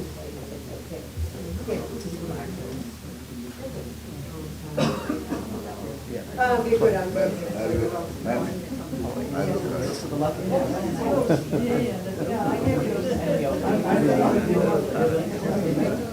No, I have it. And while we're having this break, could you bring Agni? Those of you all in the afternoon session who's having your PPTs, I hope you're giving it to Agni. I'll just go over, I think all of you all are speaking in the afternoon, you're given 6 to 8 minutes in front of the others in the bigger group. So you have handed over your PPTs to Agni. If you have not, Vasili ji, could you please go and get Agni please in the room? We know. And if you look at the program for the afternoon is here. We'll start a ringing of the bells and opening of the millets corridor. We'll have other products. Panel 1 is Dr. Tara. Dr. Katrisa, you have any PPT? Given. Okay. Apurva ma'am, you have given. Professor Raghunath Rao, have you given? Okay. Who doesn't want milk? Dr. Sarjan, do you have any people? Yogurt? Pardon? Yogurt. And Professor Kakani, Dr. Kakani, do you have any PPT for the afternoon session? Sorry? Do you have any PPTs for the afternoon session?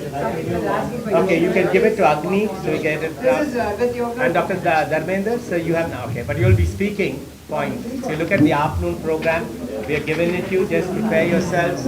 And then Dr. Lokesh Narayanan, Dr. Lokesh, do you have any PPT for the afternoon session? You're going to speak on development and manufacture process. So I have something like, I'll give it to you. Yeah, not to me, to Agni, otherwise you can just ad-lib without that. Okay, thank you. Thank you, Chief, for the announcement. Agni, here is Agni. Anyone else? Yogurt? Agni, Agni Gursami. Though he is a big technical hand and he's please give him a big round of applause because he worked very hard putting everything together. So those of you all who have not handed over your PPTs to him for the afternoon session, please give it to Agni. Agni, here is the list of speakers. Some have handed over. You want to do that?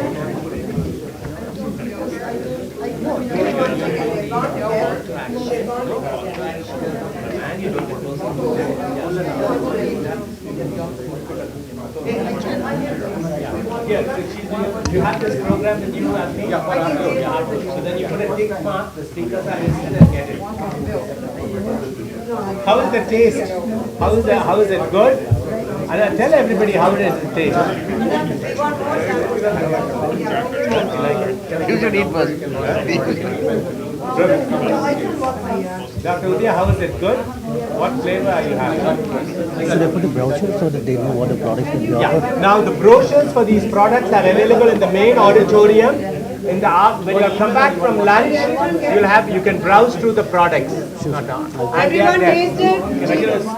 Some for tea. Brian You want milk or yogurt? Brian Yogurt? taste, Vincent taste. Brian taste. Brian, you like it? Okay, so Professor Ranga is tasting. They can taste here. Professor Sanan is taste. No, he just wants plain thoughtful milk. Plain thoughtful milk. You want with yogurt or milk? Sure. I'll get a spoon. With milk? Just plain thoughtful milk. Dr. Kata, tomorrow morning is your lecture. So we have PPT for tomorrow morning also give it to him. On Naveen. Chief Kumar, Chief, hello, get me some more samples. Chief Kumar. No. So one more. Anybody needing Wi-Fi password? I gave the small check, but I can give. Yeah, you are no. Say excuse me. Excuse me. Yeah. Agni has an announcement. 1 minute. Anyone requiring Wi-Fi password? I can give it to you. Yeah, meet him. We'll get you. And Professor Ranga, we're ready to go back. Yeah. Dr. Sudhakar, you want to have the mic? Yeah, could we resume? You can all stay. Let's give a big round of applause to Herbo Mills for serving us this millet, and I hope you all enjoy it. You can have more products at the main auditorium when we get back for lunch. We'll have the millet expo is also going on there. Dr. Sudhakar, you please start, sir. Yeah. You can sit down and Silence. Listen. You can go. That's all. Yeah, I mean, Okay, I could want we to resume some good the idea points. exchanges? Yeah, thank you all for being silent. Yeah. Excuse me, if any of you are presenting, you can send the slides to me, I can give my number, 901-336-9239. And he is available right here too after this. Yeah, you can meet me right. Yeah, please start. I have listened to a lot of very good ideas. Very good ideas, and I hope people are somebody is noting them down, and of course popularizing as somebody suggested. If it has to be known outside. I mean, my important point is we can learn from what happened before with other things like quinoa. How in the world everybody knows about quinoa now.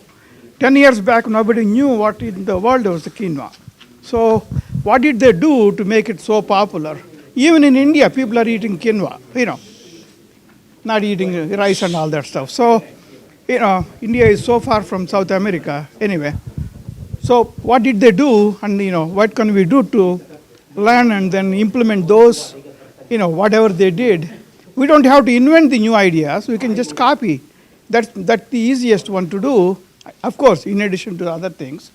Okay, second thing, interdisciplinary, we can learn from other industries, like Pongamina, this Ganapati said about that. So you can make biofuels out of that. We can make biofuel out of anything, junk. We can make, the smoke problem in Delhi, for example, from the farmers burning, the crops in Punjab. For example, all that can be used to make a lot of ethanol, SAF, which is sustainable aviation fuel, for example. We can make so many things. We can, we don't have to start from scratch. We can, learn from existing technologies. So, that's one of the things. And of course, there are so many other things we can do. Like, for example, if you put solar panels and then grow millets underneath, the productivity will increase by 50% without doing anything while getting free electricity.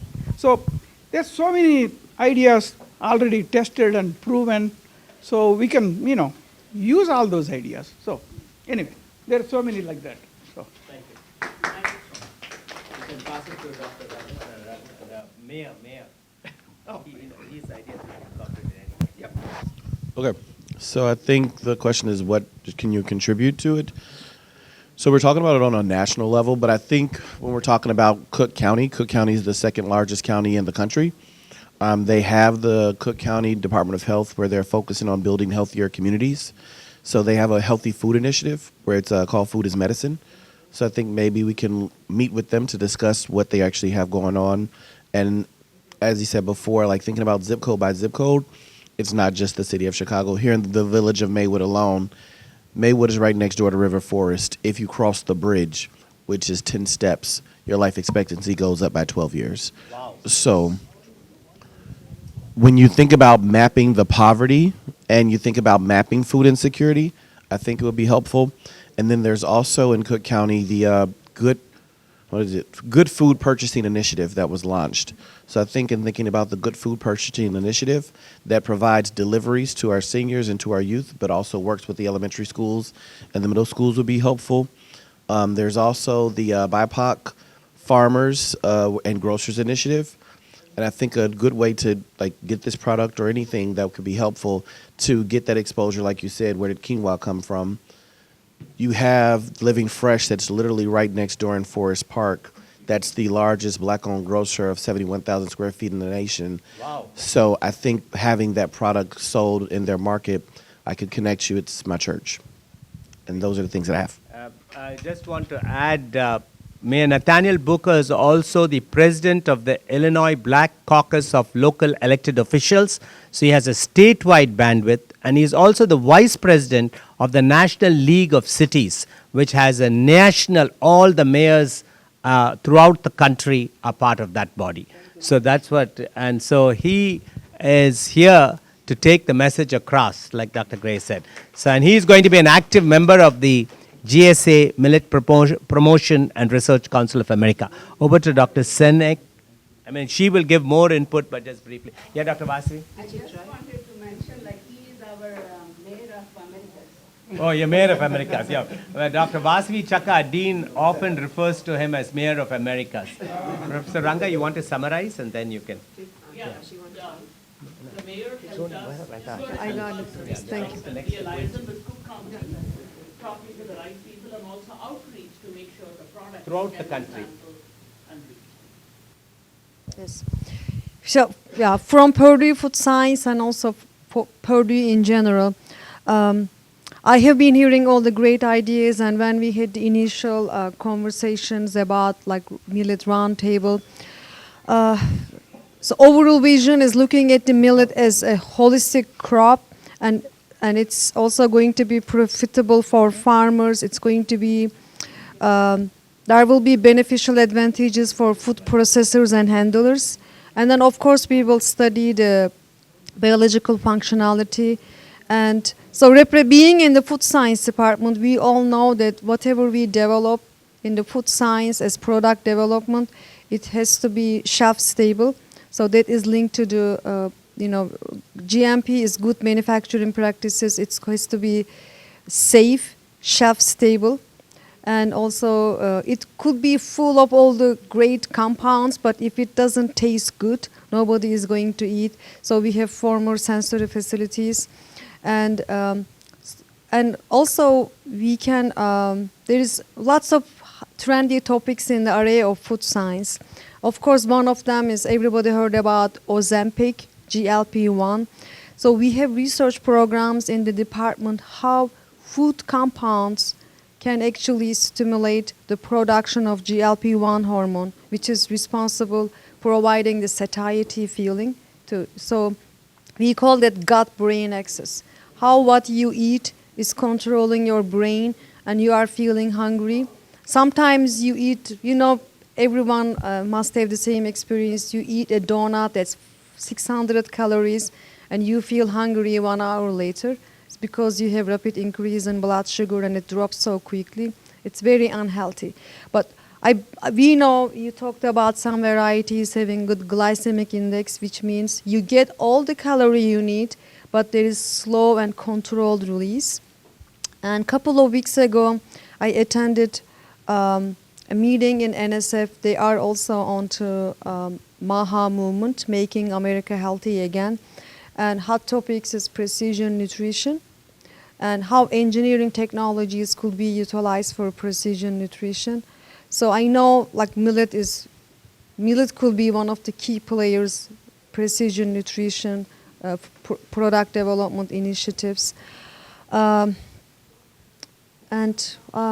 also ultra-processed food is another hot topic. There are lots of major food companies are preparing themselves for ultra-processed food and how they can actually use some of the modern food processing technologies to refrain ultra-processed food.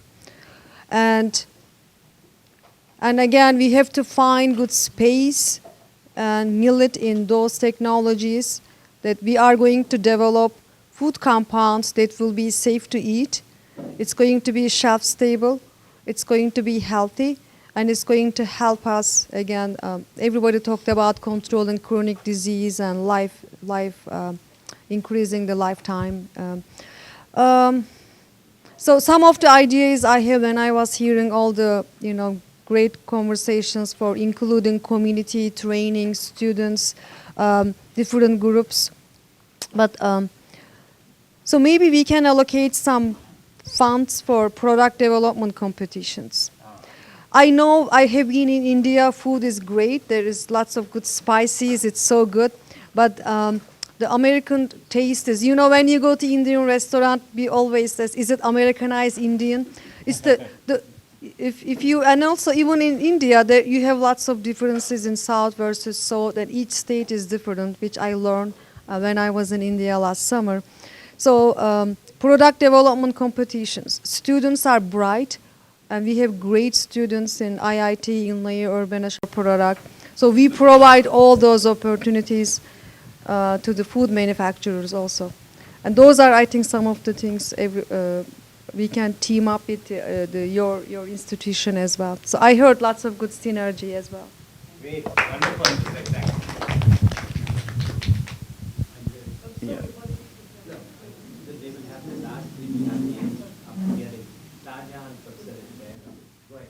All right, thank you. Yeah, hello everybody. I'm Anwar Sadatullah. I'm a partner and founder at Fusion Systems. So what we bring to the table is we are technology solution provider. So we all hear about AI nowadays. How it could be leveraged to any area actually. So we've been working with various clients of ours. As an example, for an insurance company, we worked on how you can automate claims processing when there is an accident, right? Traditionally, an appraiser would come and look at the car and do an assessment of, whether it's a total loss or could it be repaired from a value of a car, from what got impacted, etc. But how AI changed all that is you could take, few pictures and upload it to your claims system, and it will tell you whether it's a total loss or not, right? Similarly, the term that we use from our perspective is, the agricultural mechatronics, right? What it means is all the mechanical and computer science that you could build into the crop management, taking hyperspectral imaging and doing, taking all those images through drones, providing a field and, providing an app to a farmer who could look at how their crops are growing and where they may need more fertilizer or water from the color of the crops and all that kind of technology. So we want to really contribute in the area of technology. The whole idea is the informatics and making better data-driven decisions is where I think we want to contribute. And implement intelligent solutions for intelligent farming. That's in the nutshell, what we look forward in contributing. Thank you. Thank you so much. We look forward to any technology in your platform. Correct. Yes. How can you contribute? Professor Ranga, June Hannah, she's a farmer from Dhaka, Mississippi. Ask her the question, sir. June, we would like to know what you bring to the table. How are you going to contribute to our grant proposal? We have planted millet in 3 counties there. What I was asking him was, the children eat all the rice cereal and from birth. So why not change it to some type of powder? What I was eating here a while ago was really good. And I know that my children would, but we start feeding those babies rice and then they tell you not to eat white rice. So I don't know how that could be done. I know that we could grow a lot of it, and we're thinking, my family is thinking of buying a bigger farm and planting more millet. We plant millet for deer. We have big deer hunters here in my family, and we also plant it for cows. We rotate them from one field to another. But my most concern is health, make Mississippi healthy again.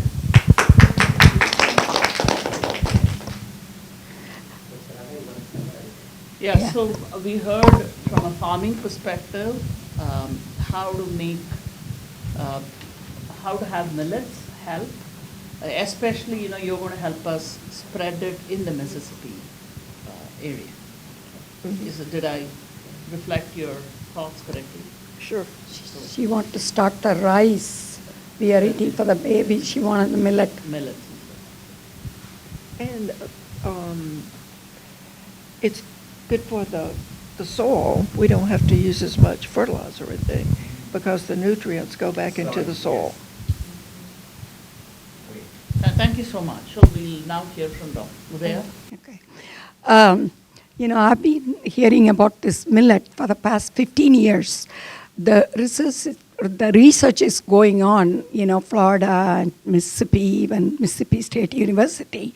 I talked to the professor. He's been growing several kind of millets for 400 plants, varieties for last 10 years. But I'm so glad Dr. VGP is taking it so seriously. And I think the ballpark, the number of years, I'm thinking maybe 5 years, to get what we want to accomplish. But I like to see action. So is there any way we can do within 2 to 3 years? So for that, I would suggest the cultivation side, we need to use genetic technology. And if the plant is growing 6 months duration, make it 3 months faster. And the size of the grain, I want it larger so that you can make the production, the quantity and everything can be done quickly.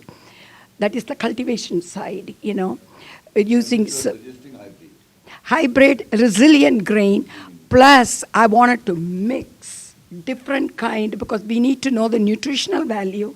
One may have a gluten-free, one may have some other nutritional value. So how we can mix the seeds and grow hybrid and faster. It takes 6 months, I learned, but we can make it 3 months to growth. So that way we have a faster production, storing, and then making production. That's about cultivation side I would like to achieve. On the production side, of course, it should be all ages, all races, everybody, like a diversified. And it has to be tasty. I used to eat millet, vadas and ragi malt when I was growing up. They were not tasty. So my mom used to put sugar and cardamom, milk, and make it more tasty. So we need to bring the taste for each race, like American, Indian, or whatever, Mexican, Chinese. That I'm interested. And somebody said about restaurant, but I would like to do airline industries, chips and cookies, and school systems, scout cookies. I'm very much interested in school to take over this. So those are the production side I would suggest. Thank you. Thank you. All right. Thank you so much. So there were two very strong. If I may add, this is known as nutrition sensitive agriculture. FAO has identified this nutrition sensitive agriculture, as you rightly mentioned, that we have to work on nutrition sensitive agriculture. particularly with a focus to To quickly summarize Dr. Udaya's points, she talked about cultivation and then the production side. Cultivation, she is all for having faster, accelerated growth, and let's work on some research that will help us have accelerated growth and, investing in some kind of resilient hybrid kind of millets is her point. And in terms of production and consumption, she wants to make sure the product is tasty so that her childhood experiences don't get translated to future. But leaving that out, her point is about outreach to schools and children, catching them young so that this can become a nutritional habit for somebody. Industry. Yes, I made a note of that too. Thank you so much. Now let's listen to Dr. Indira. I'm new to this project, so I'm looking forward to hearing a lot from you, experts in this field. But for me as a physician, how is this going to transfer in my practice? Like Dr. Schoenberg said, gut health is important. How is this going to affect gut health? And that's going to affect overall health. I see a lot of diabetics, and I know that millet improves glycemic control. So that's a way of educating patients as to what you can do to improve your glycemic control. As we move forward, a lot more of my patients are becoming vegan, and a lot of them are gluten-free. So this will be a safe option for them. I think we can explain to them that a cup of millet has like 6 grams of protein. It's got magnesium, iron, zinc, phosphorus. These are nutritional, it has high nutritional value. So educating patients on nutritional value would be my concern. And I think that's what I would bring to the table. Fiber, high in fiber, 2 grams of fiber in a cup of millet. I would like to add at this point of time, because you are a medical doctor, you will be practicing enteral parenteral nutrition as part of your post-operative treatment. So, using millets, we can develop some products. This can be given as an enteral nutrition. Now you have shakti.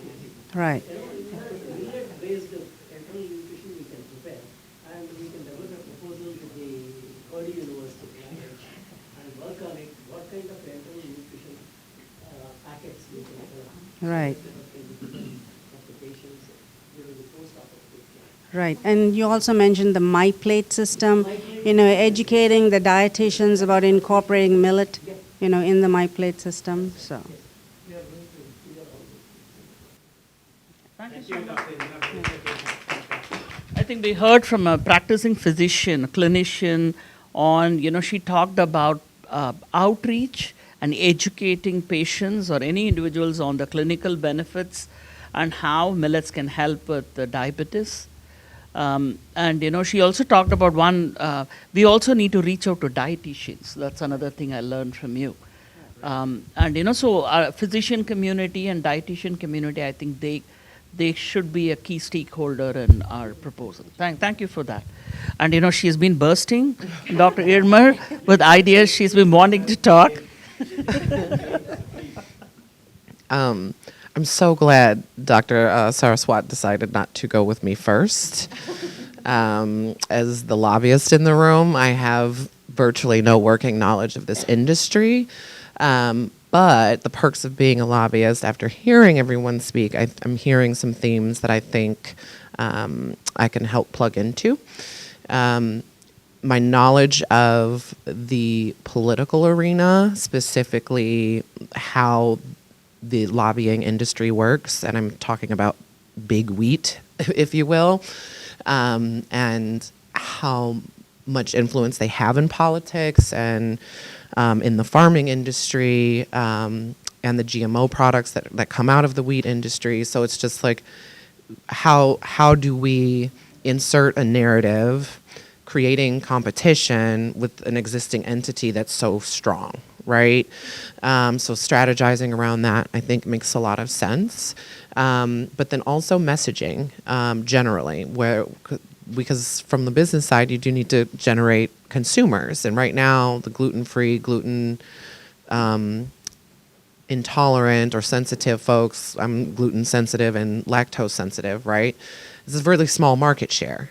But to Brian's point around gut health and its link to body inflammation and other autoimmune disorders, that opens up a wider, range of communication or narrative around what we're putting in our bodies, especially on a daily basis. Because wheat, high fructose corn syrup, corn are in pretty much everything Americans eat every day, 3 times a day, right? And how do you disrupt that behavior on the consumer level? Now, so that's where the messaging, I think, is going to be most important, and the research.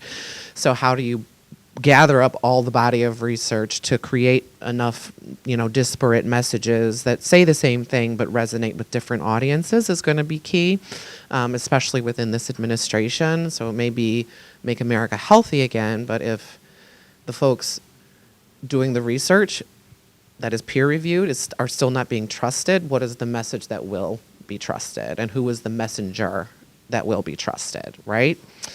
And I think that's it for right now. If I think of anything else, I'll let Dr. Saraswat know. I want to add something. You can end the Yeah. I just want to take half a minute to summarize. You're going to help us lobby get huge amounts of money. She'll get it all to IIT. Okay. But what I really like was she was talking us about creating narratives that can resonate with different kinds of audiences. I think, what is the message? Who's the message? And I think that's a very strong point. Thank you so much for saying that. Let's listen to Dr. Shahjahan. Good morning, everyone. It's almost good afternoon now. Should I stand up? Yeah. So, for those of you who hasn't seen me before, who came a bit late, I'm Sunod Shahjahan. I'm an assistant professor in University of Illinois and Urbana-Champaign. I'm an agriculture engineer. My undergrad and masters were in food engineering. So, one thing that Dr. Tara mentioned about AICRP, All India Coordinated Research Project. So when I was doing my master's, I was actually part of one of those in developing some post-harvest better miller for millets. That was with Tamil Nadu Agriculture University. So my contribution to this would be on mostly on the post-harvesting processes. After harvest, till it goes to the industry or to a consumer, all the processing, every single processing will have a huge impact on the nutritional aspects of the final commodity. So even if we break off the bran, or if you don't break off the bran, there is a huge impact to the quality and nutritional benefits of the millets. So my contribution would be on the post-harvest processing, as well as developing some low-cost sensing technologies. Say, until we develop from the US, we'll be importing some of the millets. I think US is one of the major importers of millets too. So some of the policy standards, some of the low-cost sensing or non-destructive sensing that can be conducted on the port can actually improve the standard of millets that we are importing into the country. And the other countries, the exporters, can actually develop quality millets for us, for the US. So that, the low-cost sensing and also the post-harvest processing would be my contribution to this. All right, thank you. Thank you so much. So two things I heard from Sunod is that, for us to actually preserve the nutritional value of millets, post-harvesting is extremely important, and he could help us in that processing. How do we preserve the nutritional value without losing it? How do we do that better? And the second thing he talked about was to help us with some low-cost sensing technologies.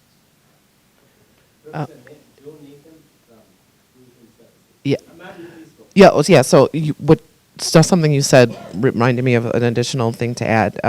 We need to talk about the potential for market or economic circularity with this good. And I think being able to draw a line or a difference between how much further maybe millet byproducts can go than wheat could be a selling point, obviously, for farmers, because then, it makes the product that they produce worth more money, of a higher value, creates more jobs. And that is an economic talking point that would resonate with pretty much anyone. Yeah.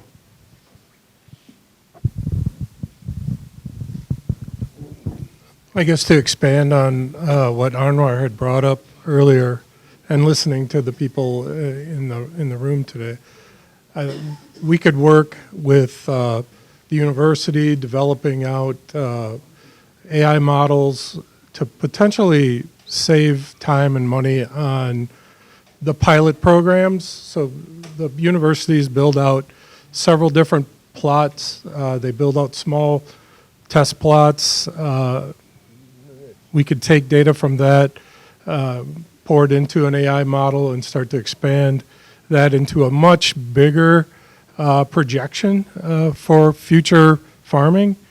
I think there's also some advantages to analyzing data on rotation farming, because a lot of areas have soybeans as a major production crop.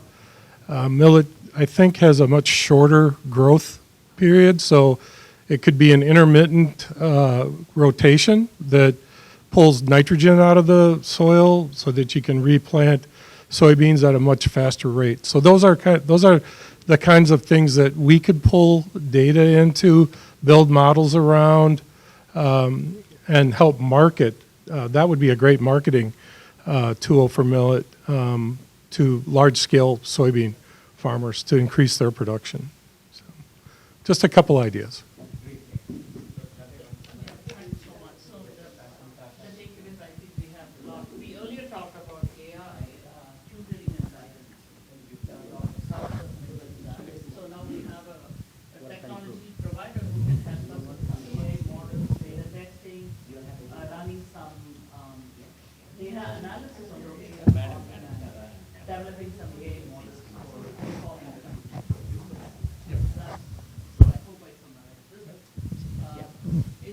Yeah, Dr. Tara Madam wants to make remarks. After that, Dr. Sane, and then Dr. Vasu will sum it up. Anybody else?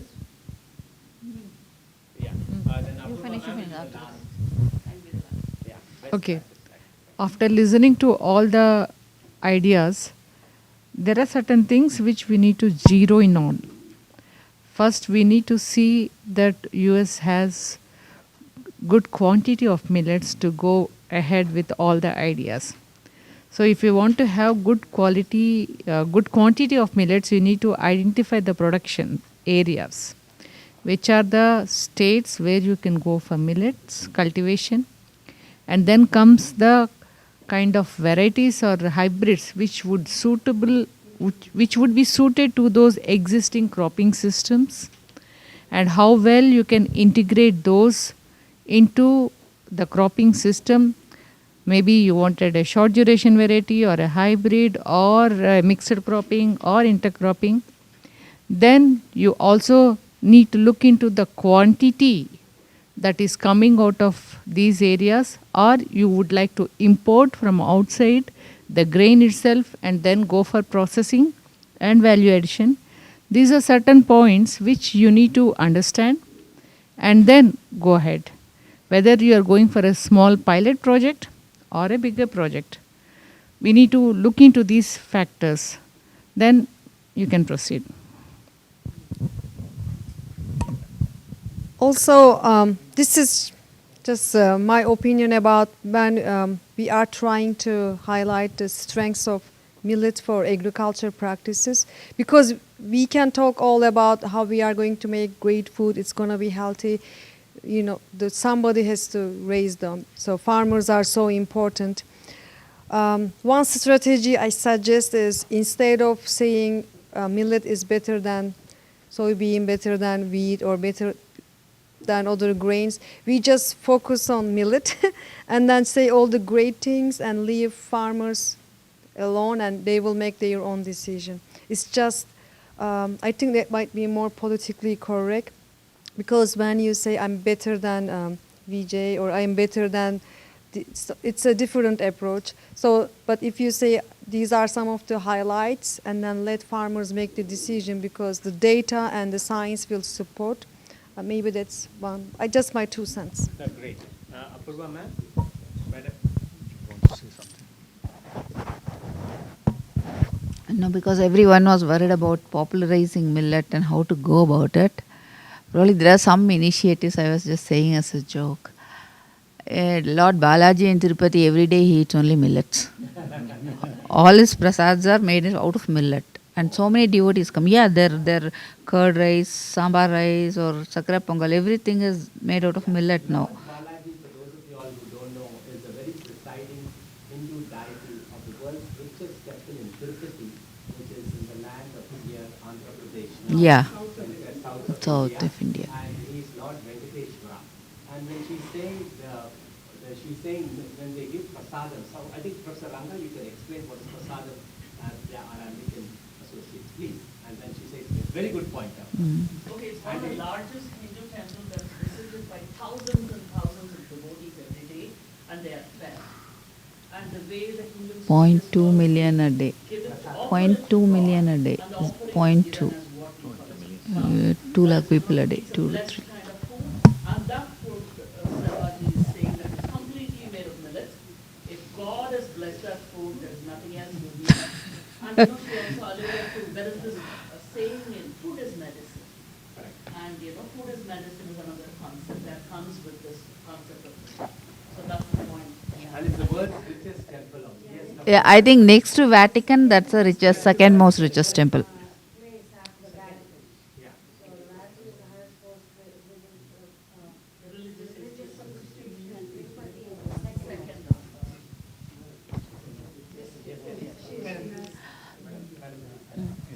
Then also, I'll be making a presentation in the evening. Government of Tamil Nadu is doing a breakfast scheme. They give breakfast free for the school children.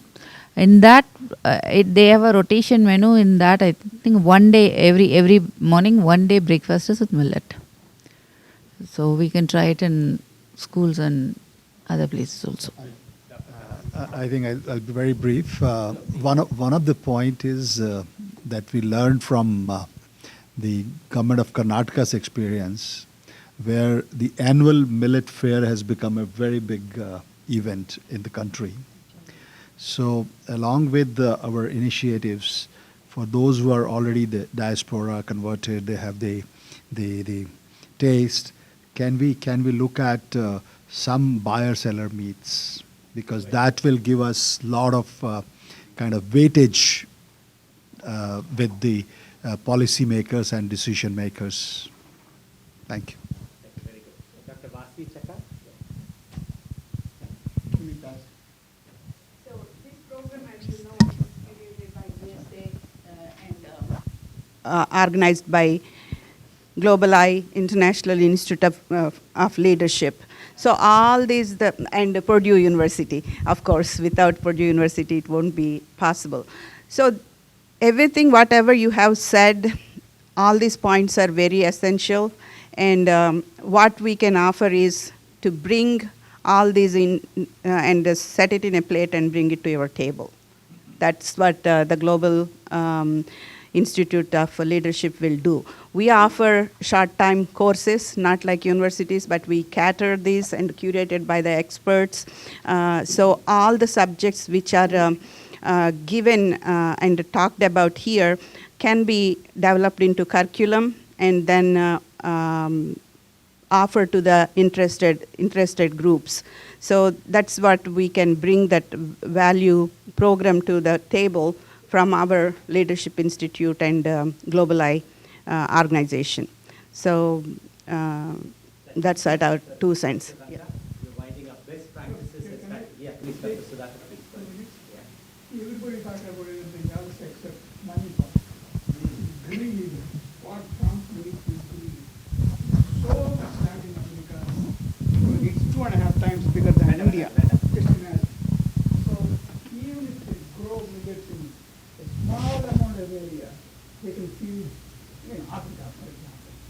So that part of the information, we have to put it in Trump's ear. Robert Kennedy, yes, that's a go through part. So by exporting, you know how much money they make by exporting food in America? sense of food meals mostly from animal feed. But, they can also export food, millets. So, farmers can make a lot of money in growing areas where they cannot grow corn or other cattle, for example. So that is the kind of idea we need to pass on somehow. Yeah, that's the very purpose. I think Dr. Sudhakar Chaka has summed up the very purpose. We are here, and it was a wonderful, the first preload of the GSA Millets Promotion and Research Council of America to make America healthy again and using millet as a vehicle. Of course, the funding is better. Money maker for America. Yeah, that's what all you guys have to put it in the proposal and make a proposition. And I know we have 3 minutes to go for lunch. Before that, the Cheesecake Factory, all of you all are invited. Those you have your own vehicles at no group hall. Where is Naveen Chaka? Is he in the room? He's out. Yeah, he can call him in so he can tell them directions. We have a 12-passenger bus taking the international delegates there from here, and we'll come back here by 2:30. And you all can continue the discussion over lunch. And of course, our corporate partner, Anwar Sadatwala, is hosting the lunch. Give him a big round of applause. He's been wonderful in getting the Millets initiative off the ground for the last 3 years. And he has been great. Going to do it, but together we will do that. And, we'll meet right after lunch here. Thank you all. And we're going to, and those who want to accompany and walk along with the governor-elect. So the Prophet Kiran Murli is here also. Please come. He's stepping in for Steve Muncy from Trump's A team. Introduce yourself to the. And we also have with us Mrs. Midwest Universe here with us, Sarah Bongley, to add the glamour touch. Because our Director General's husband, Sudhakar Chaka, always likes to have a little glitter. So that is that. So please come, sir. We'll have the Prophet give a blessing and then he will ring the bell. Prophet Kiran Murli.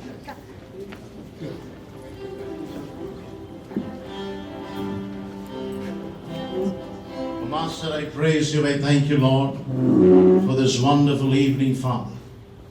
We have all gathered here, O God, for one purpose, that you would bless this event, what your children have initiated, Father. We understand, my Lord, as your word said, that everything which has breath will praise the Lord. We are here, O God, standing united for this event, O God. And we know this will praise your kingdom when your blessing comes over it. And I ask your servant, with all of your children together, I speak blessing, Father. In the name of the Father, in the name of the Son, in the name of the Holy Spirit, I bless this event. In Jesus' name, amen. Amen. Now we'll request our Honorable Commissioner to ring the bell to declare open the GSA Millets Corridor. Yay! Thank you. That's fine. Go ahead. Bhaskar, please go down. Sunrise and sing. Benjamin.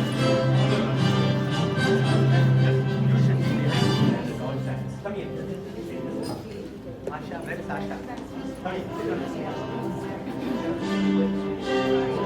The music? Yeah, I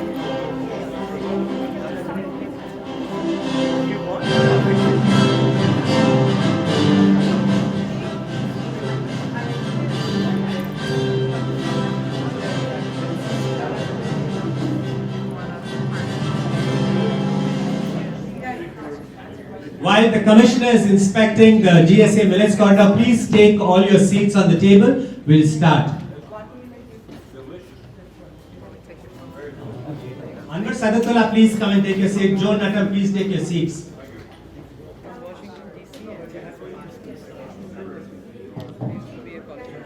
Please welcome Commissioner Andy Gibson. He just rang the bell and inaugurated the GSA Millets Corridor. And now we have a special welcome dance by Asha Mehta, a traditional millet welcome dance for the Commissioner and all the Indian dignitaries. Asha ji, please start.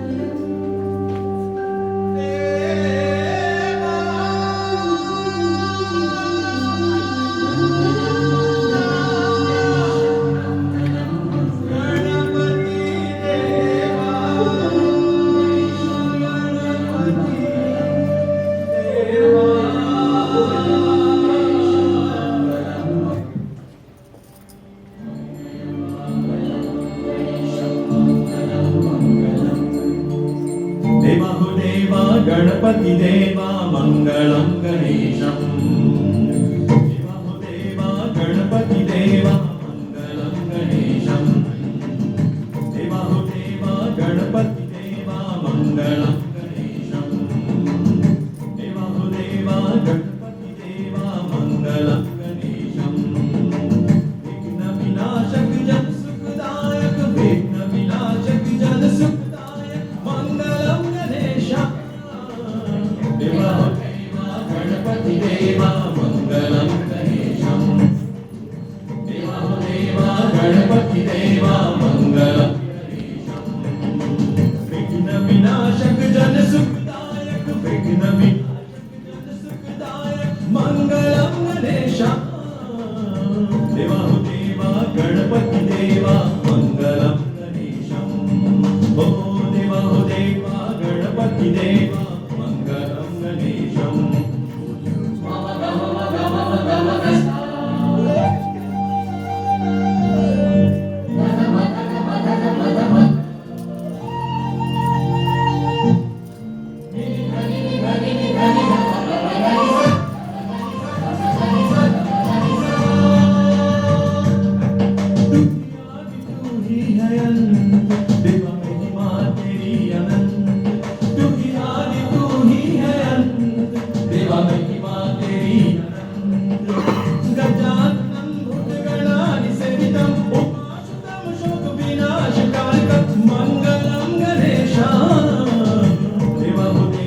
Ganpati देवा मङ्गलं गणेशम् ओ देवा गणपति देवा मङ्गलं गणेशम् विघ्न विनाशक जन सुखदायक विघ्न विनाशक जन सुखदायक मङ्गलं गणेशम् देवा गणपति देवा मङ्गलं गणेशम् ओ देवा गणपति देवा मङ्गलं गणेशम्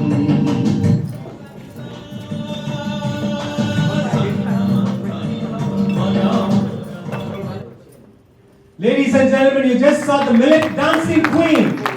Asha Mehtaji is a senior citizen, but she brought life and she said because of millets, her staple diet. So please welcome her. Right now, please welcome our National Faith Chair from American Multi-Ethnic Commission, Dr. Vincent Gray, who is the Chicago Public Schools Assistant Superintendent, to give us the opening prayer. Please welcome Dr. Vincent Gray. Real quick, let's just pray. As we get ready to go before the Father, Father, we thank you that you said in your word, in all things, give thanks, for this is the will of the Lord concerning Christ Jesus. Father God, we thank you that you said in your word, Father God, for he that is mighty hath done for us great things, and holy is his name. We thank you, Father God, even on today as we share, Father God, as we strategize and we unapologetically execute effortlessly this millet initiative, Father God. We ask, Father God, on today that we will exemplify the quintessential nature of your scripture found in John 17:21, where it says that I pray that they may become one. And we ask, Father God, that you breathe upon us and that goodness and mercy shall follow us all of the days of our lives. Now somebody open up your mouth and say thank you. Thank you. Thank you, Dr. Vincent Gray. Now we'll have the Honorable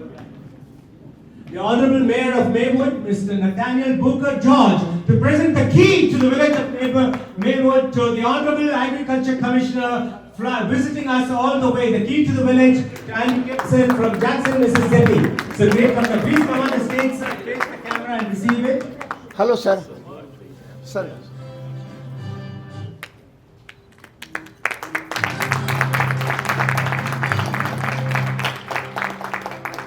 Thank you. Thank you so much. The mayor wanted to personally present it to you. He has to run, but he has two more keys to present to two visiting international dignitaries. The Honorable former Additional Chief Secretary to the Government of Karnataka Agriculture and Commerce, Dr. Rajkumar Khatri, IAS, a physician IAS officer who was with us this morning. Please go ahead.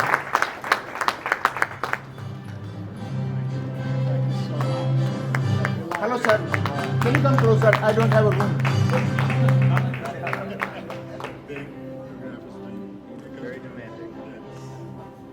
Sir, 1 minute. Thank you. Thank you, Thank you, Mayor. And we have the other key for the village of Maywood is presented to Selvi Apurva, who is the former Additional Chief Secretary of Agriculture from the Government of Tamil Nadu, who flew in all the way from Chennai, India to be with us today. Madam Apurva, we are very grateful for your presence today, and the village of Maywood is presenting its official key. That's the highest honor which can be presented. 1 minute, man. The last one. Thank you. And now we have the Prophet Kiran Murli, who has come in from New Jersey all the way today, and the Honorable Mayor Booker will present the key to Ms. Prophet Kiran Murli, who is sitting in for Pastor Steve Muncy of the President's Trump 18.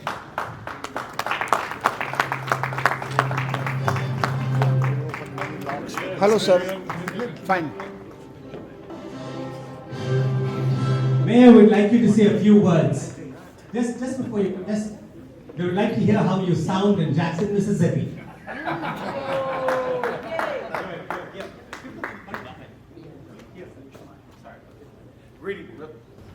They can't hear me now? Okay, there we go. Greetings on behalf of the Village of Maywood, Illinois, and the National League of Cities, along with the National Black Caucus and local officials. Mayor Nathaniel George Booker, thank you for coming to our great state. Thank you for coming to our great community, and thank you for coming to our great country. We hope that you all enjoy yourselves and learn more about Millets and how it may expand and grow all of our countries so that we can collaborate and work more cohesively. God bless everyone and take care.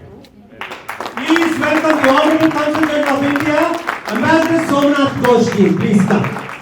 And now we have Dr. Udaya Sivangi has a special Sampath Sivangi Legacy Medallion. As you all know, her husband has been a strong Republican leader for Indian Americans, and today if we Indian Americans are called Indian Americans, please go to the center of the stage, ma'am. It's because of her husband's effort, Dr. Sivangi from Jackson, Mississippi, who passed a law in the House Congress to request the medallion, legacy medallion, to be presented to Commissioner Andy Gibson. It's called the Sampath Sivangi Legacy Medallion, and behind the medallion is his favorite words: be an idealist and a torchbearer for education, service, and charity. Ma'am, please come to the center of the map. It's a historic Kodak moment.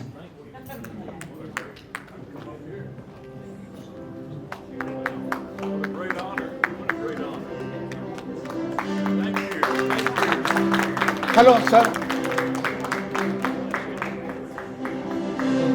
Hello, Sivangini, please. 1 minute. Thank you. Thank you, everyone. We also have two more recipients of the Sampath Sivangi Legacy Medallion, to Dr. Rajkumar Khatri, IAS, who's a physician like Dr. Sampath himself and like Udaya himself. And they come from the same state at Belgaum, where he had the first Sampath Sivangi Cancer Hospital in Belgaum, which was recently inaugurated on January 3rd, 2025 by President Murmu of India. Sampath Sivangi passed away, unfortunately, on February 8th. He was supposed to be appointed as an ambassador in the Trump's regime. But Udayaji is striving to get to that position. Thank you. And also we have Selvi Apurva, the Additional Chief Secretary of Government from Agriculture Department from Tamil Nadu Government, is another recipient of the Sampath Sivangi Legacy Medallion. Hello, now, madam. Dr. Udaya Sivangi will say a few words. 1 minute, please. Thank you. Thank you, everyone. Madam, please come center. Thank you, everyone. I'm so honored to be here today, and I wanted to thank all the members, dignitaries who are present, all the way from India and different parts of the US. I am so honored, especially our agriculture chairman of Mississippi, Mr. Andy Gibson, and he is going to be running for the governor. So we make sure that he will be elected and put him in the seat in Mississippi. I'm swearing that, taking the responsibility. And I have my friends here, my sister, Dr. Shetty, and June, and all the credit goes to Dr. BGP. He has been initiative for all this. The day my husband opened the cancer hospital in India, he came over there, he met me, he said, we need to do this. When he heard, all of a sudden my husband passed away on February 10th. It was a very, very shocking news to me. But he is the one encouraged me that I should not mourn and sit in the house. I need to get out, get dressed, and be happy and get to work. Because of him, I got the courage, and I'm going to do what is needed for Mississippi and America. Thank you.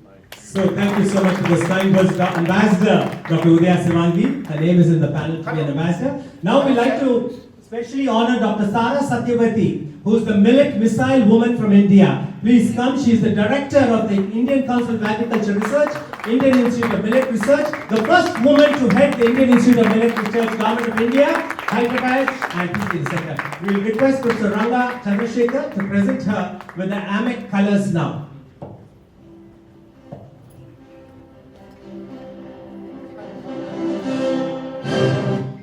AMEC's highest honors presented to a phenomenal person, to Dr. Tara Satyavati, Director ICAR, Indian Institute of Millets Research, Hyderabad, India, in recognition of her outstanding work in the field of millet science, research, and product development. Please give her a round of applause. Hello, sir. Sir, can you come here with me? Little bit front. Sorry.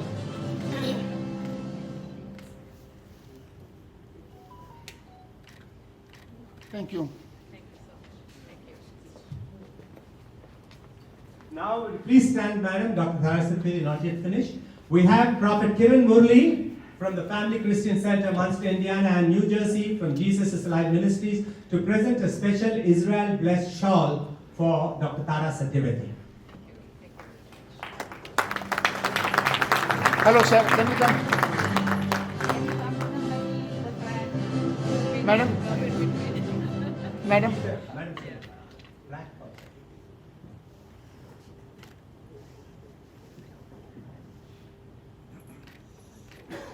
Thank you. Now, Sita Bala, Secretary General of American Multi-Ethnic Commission, would present Madam Professor Dr. Tara Satyavati a specially commissioned blue ladies pen with pearls and a handbag for your achievement being the first woman director of the Indian Institute of Millet Research. It was specially commissioned from Englewood and from the south side of Chicago.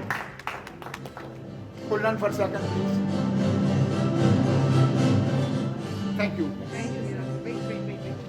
And now we have from China all the way, the Chinese American Commissioner of American Multi-Ethnic Commission is presenting a special consulate from People's Republic of China bag to Dr. Tara Satyavati so that millets will spread around the world under the Missile Woman, Millet Woman of Hyderabad.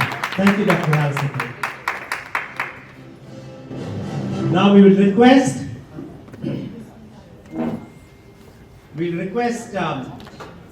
Ms. Felicia Murli to present a Ponnade, which is tradition from home state, to our Honorable Consul General, Ambassador Somnath Ghosh. Please come, sir. The Consul General of India has been very supportive of this millet initiative, and we're going to hear from him. He's going to give the keynote today. He's one of the finest IFS officers, having served in the Defense Department of India before joining here. Hello, I also request Captain Arun Chakravarti, the Kabul War veteran, who is not only from the same home state of Somnath Ghosh, Kolkata, but he's also from the defense, to present a specially handmade garland to our Ambassador Somnath Ghosh. You know, Arun Chakravarti is having a paraplegia. He lost one of his limbs in Kargil, and he has an artificial limb, but he flew in all the way from Kolkata to be part of the GSA Millets Promotion and Research Council of America. Thank you so much, Captain. And now we'll request, before we have a few more honors to be done, but we'll proceed with the self-introduction of all the delegates. So we'll start with Captain Arun Chakravarti. Please go down the room. This is your time to introduce yourself, give it a minute or so, what you're doing and how you fit in the millet space. We'll start with Captain Arun Chakravarti. And you can pass the mic up. It's a momentous, hello. It's a momentous situation, and our commission is here. Dr. Vijay is here, our distinguished guests, and Millet Group, working group is here. So, all through my life, I was in the army, but yes, army also seconded to this particular practice of millet. This could be the future of food and food-related things. So I am here to see the matter, how it proceeds, and what are the perspectives of this particular research-oriented millet. And I hope it will be a revolution sooner or later, that our forces of the world will also adopt taking millets and the related attributes to the military fraternity. So I think I am one of the workers to popularize these particular things amongst the military forces and the para forces around the globe. And it would be a matter of great satisfaction for me. Dr. VGP has considered me to be a part of it, to popularize and to advocate this particular practice of food and highly nutritious food with values and all that. And the time is coming when the poverty-stricken world also to be included, and whole world to be united through this chain of millets and its perspectives, sooner or later. Thank you very much, sir. Thank you so much. Thank you. for Yeah, please giving me pass this. the mic around the table so each one will introduce themselves.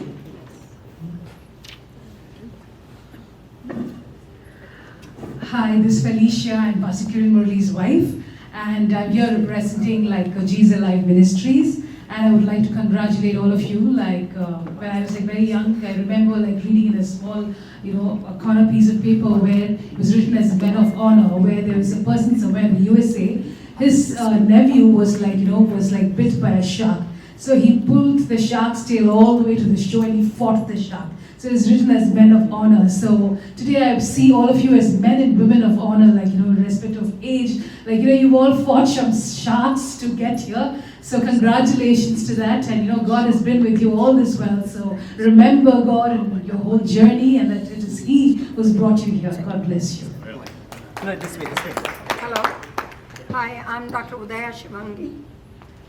Hello. I'm repeating my name again. Somebody didn't hear my name. Dr. Udaya Shivangi from Jackson, Mississippi. I know the research's been going on for several years with help of Dr. VGP and Dr. Vasvi Chaka. I attended a few meetings, so it just touched my heart. So I went to our commissioner and expressed we should start that in Mississippi, and he's here to support. I am so honored, and thank you one and all.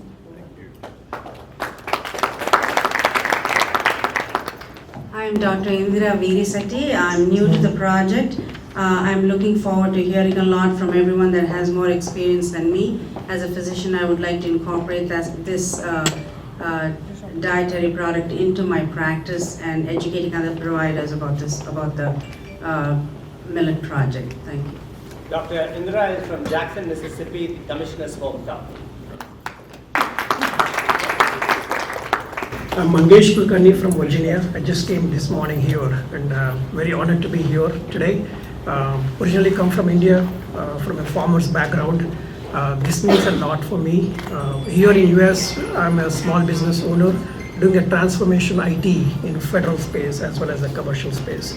I'm very excited to hear about the millets and see how IT can help to kind of revolutionize and globalize the millet, because in my opinion, having come from a farmer's background, I feel that millets has a lot of potential. It's not only health benefits, but also it helps from a day-to-day personality standpoint. So I'm very honored to be here and see how, from an IT standpoint, what we can do to kind of globalize the millets within the US. Hope you guys could hear me, right? Yeah. Thank you. Hello, everyone. My name is Fatima Traore. I'm a peace ambassador, and then I'm a NAMEC commissioner from Mali. Mali is the number 5 in ranking for millet worldwide, and millet is very much used into our everyday life. Growing up, there is no day that goes by without us eating millet. It's one of the most healthiest grain that can ever exist, and I'm here to learn from everyone, and I hope that next year we're gonna have some delegate from Mali. Thank you.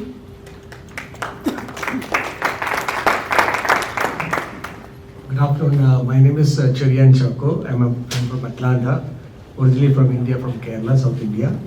I'm a business entrepreneur, and that we have somebody in agriculture that will be able to help black farmers. And I'm a preacher, so I have to stop.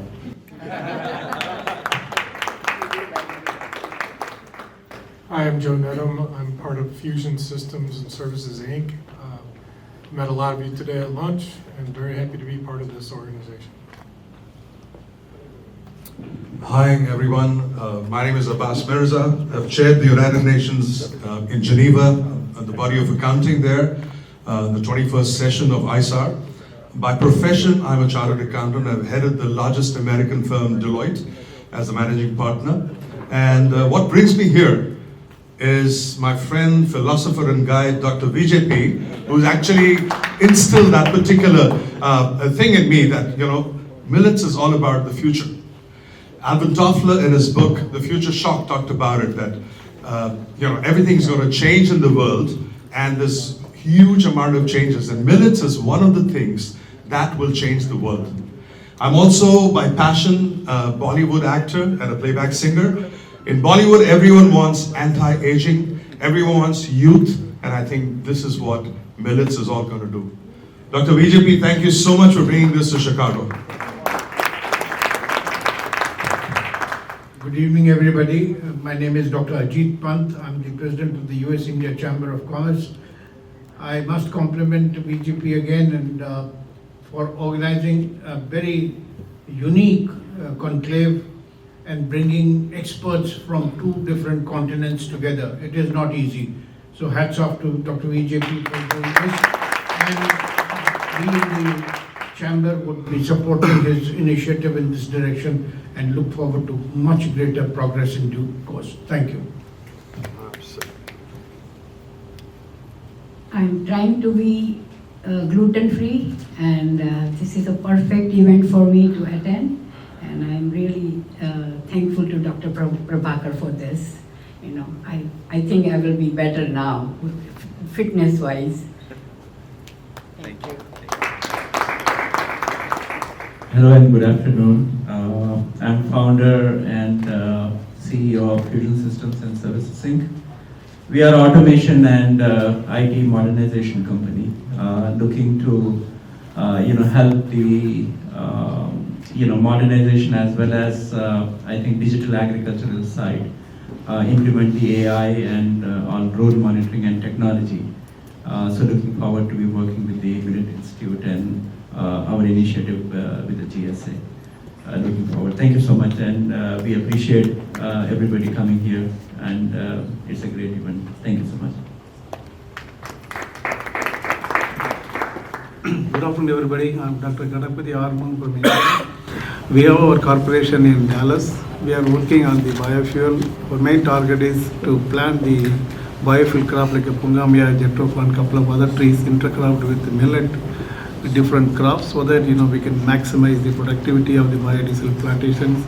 Where our main focus is to produce sustainable aviation fuel for the international airline market, where we have got an agreement with Cathay Pacific to produce 60,000 tons of aviation fuel by 2026. Then our second target is 600,000 tons by 2030 to blend 5% of their biofuel requirement.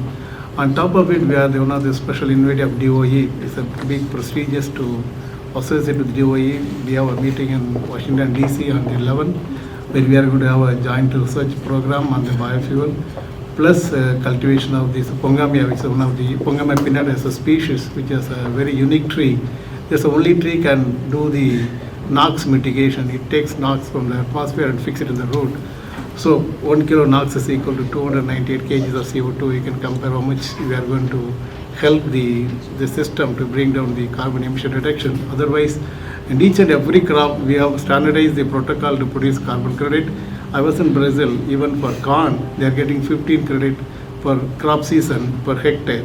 So if you go 3 crops, you get 45 credit, which is being sold in the market around $15–20. Plus, we have a technology, when let us say the millet, when you grow the millet, you get the residue, maybe the thrashed material and the grass, everything. We convert it into biochar, then biochar into green graphene. Today, green graphene has a very big market for the semiconductors. Sorry to interrupt you because we have the session. Oh, okay, thank you. That's all about me. Thank you to everybody for introducing yourselves. I am Sita Bala, Secretary General of the American Multi-Ethnic Commission. Apart from inclusion and diversity that I help Dr. Prabhakar with, I'm very interested in health and nutrition, so this is really a huge benefit for me. And thanks to him for bringing all the experts from all over the country. So we're looking forward to a session, so I'm passing on the session. I think we're going to get started with Dr. Simsek. That's close enough. Yes. Yeah, I see. Okay, Dr. Simsek will deliver the call to action now. She's the Dean's Chair of Food and Food Sciences, Purdue University, Indiana. Thank you so much, Vasavi. So I would like to give some update why we are here and what we have accomplished so far. And so GSA has been in GSA and teaming up with Purdue and other academicians in the room. We have been working on expanding the millet usage in the United States. And we met 2 years ago and we had the first GSA Millet Roundtable at Purdue University in the Department of Food Science. And we had, you will see some of those pictures and what we decided a couple of years ago in some of the slides. But we want to come together as academicians and we want to look at millet as a holistic crop. And we are planning to work with from farmers, the breeding programs, and the food scientists, and then take it to the next level in terms of food processing, production, again incorporating engineering, AI, and all the aspects. Of course, nutrition is very important. So we would like to develop healthy, shelf-stable, tasty food products from millet. And of course, it's impossible to do that alone. Food scientists is not going to be enough. Again, we have to take a team approach. And I would like to give an update to the commissioner and Indiana representative of governor that this morning we had a very productive session. It was a great brainstorming activity. And we have a great draft lined up in terms of how we are going to put together the proposal, submitting a demonstration grant. And I know half of the room was in the morning session, and we are going to work with farmers and how millet is environmental friendly. It's helping the soil health, and we would like to make sure that it's going to be a competitive and profitable crop for farmers. And also based on Dr. Tare's information, we know there is great genetics in India because they have been working on millet genetics for many, many years. And I think this is a great opportunity to have access to their germplasms and bring them and select the ones that can adapt different environments. Indiana environment is going to be different than Florida and Mississippi. So we are going to take a team approach. And I was just telling my colleague here, this table is the academicians and many professors. We are going to come together and put together a very powerful proposal, how we can work together with entire community and submit the proposal. So now we have series of presentations on the topic, and we are starting our scientific and the formal part of the program, and my colleagues are taking constant notes, and I was just collecting everyone else's cell phone numbers. We are going to have another follow-up call, summarize everything, and we need your support, and we need your help. And again, I would like to thank everyone for spending your beautiful Friday afternoon talking about this amazing crop and everything that's going to come along. Thank you.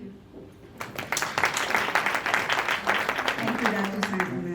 Sensei. Now, Honorable Somnath Goshi will release our program brochure and present the first copy to Honorable Andy Gibson, Commissioner of Agriculture and Commerce Department of Mississippi.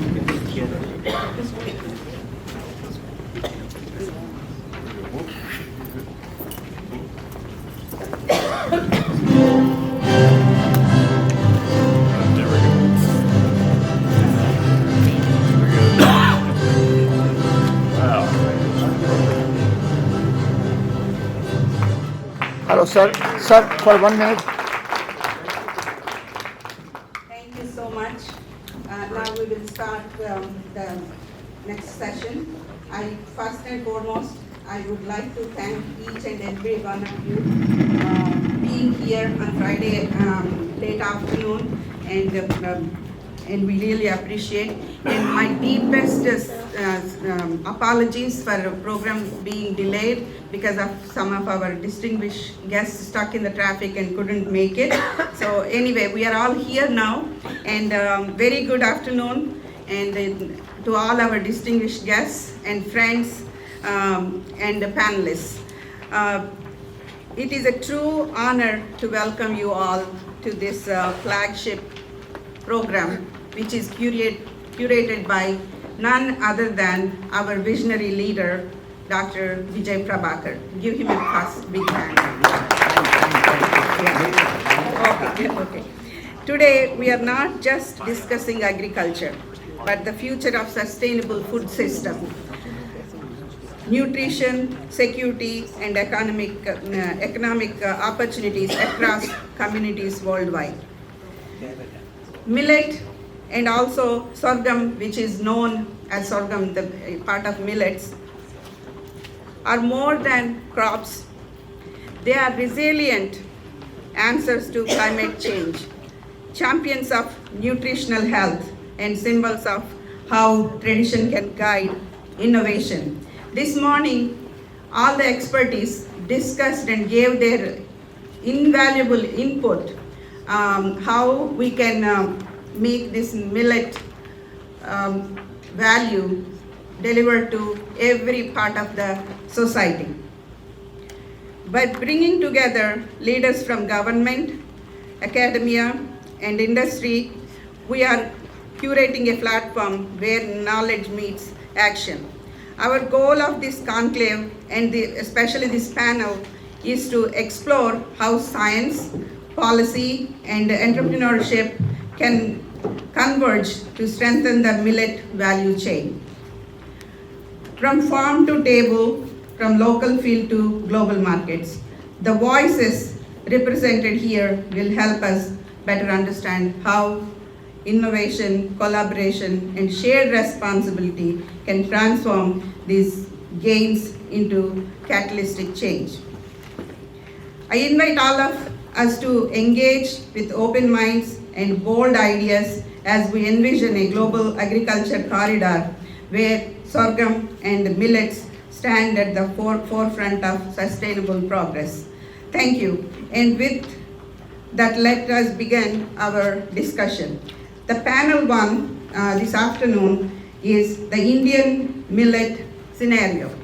So we have our distinguished she's there already waiting. Guest, Tara Satyavati ji. She is going to present the Indian research of millets and the progress they made. Please watch the presentation. You can We see have the the screens. presentation, please. Yeah. Go ahead. They are in the overhead screens here on both sides of the office.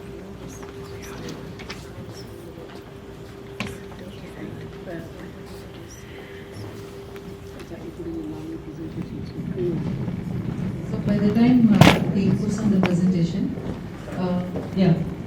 So I was asked to give a talk on global millets production and their role in food and nutrition security. Next one, please. So as mentioned earlier, millets, they include all small seeded grasses which are grown for food, feed, fodder and many uses. We talk of millets in two categories, one in major millets and the other one in minor millets. In terms of area, if you see sorghum, pearl millet and finger millet are the ones which occupy major area, that's why we call them major millets. In India, they occupy 95% of the total millet cultivated area. And in case of minor millets, we have foxtail millet, kodo millet, brown top millet, little millet, barnyard millet and proso millet.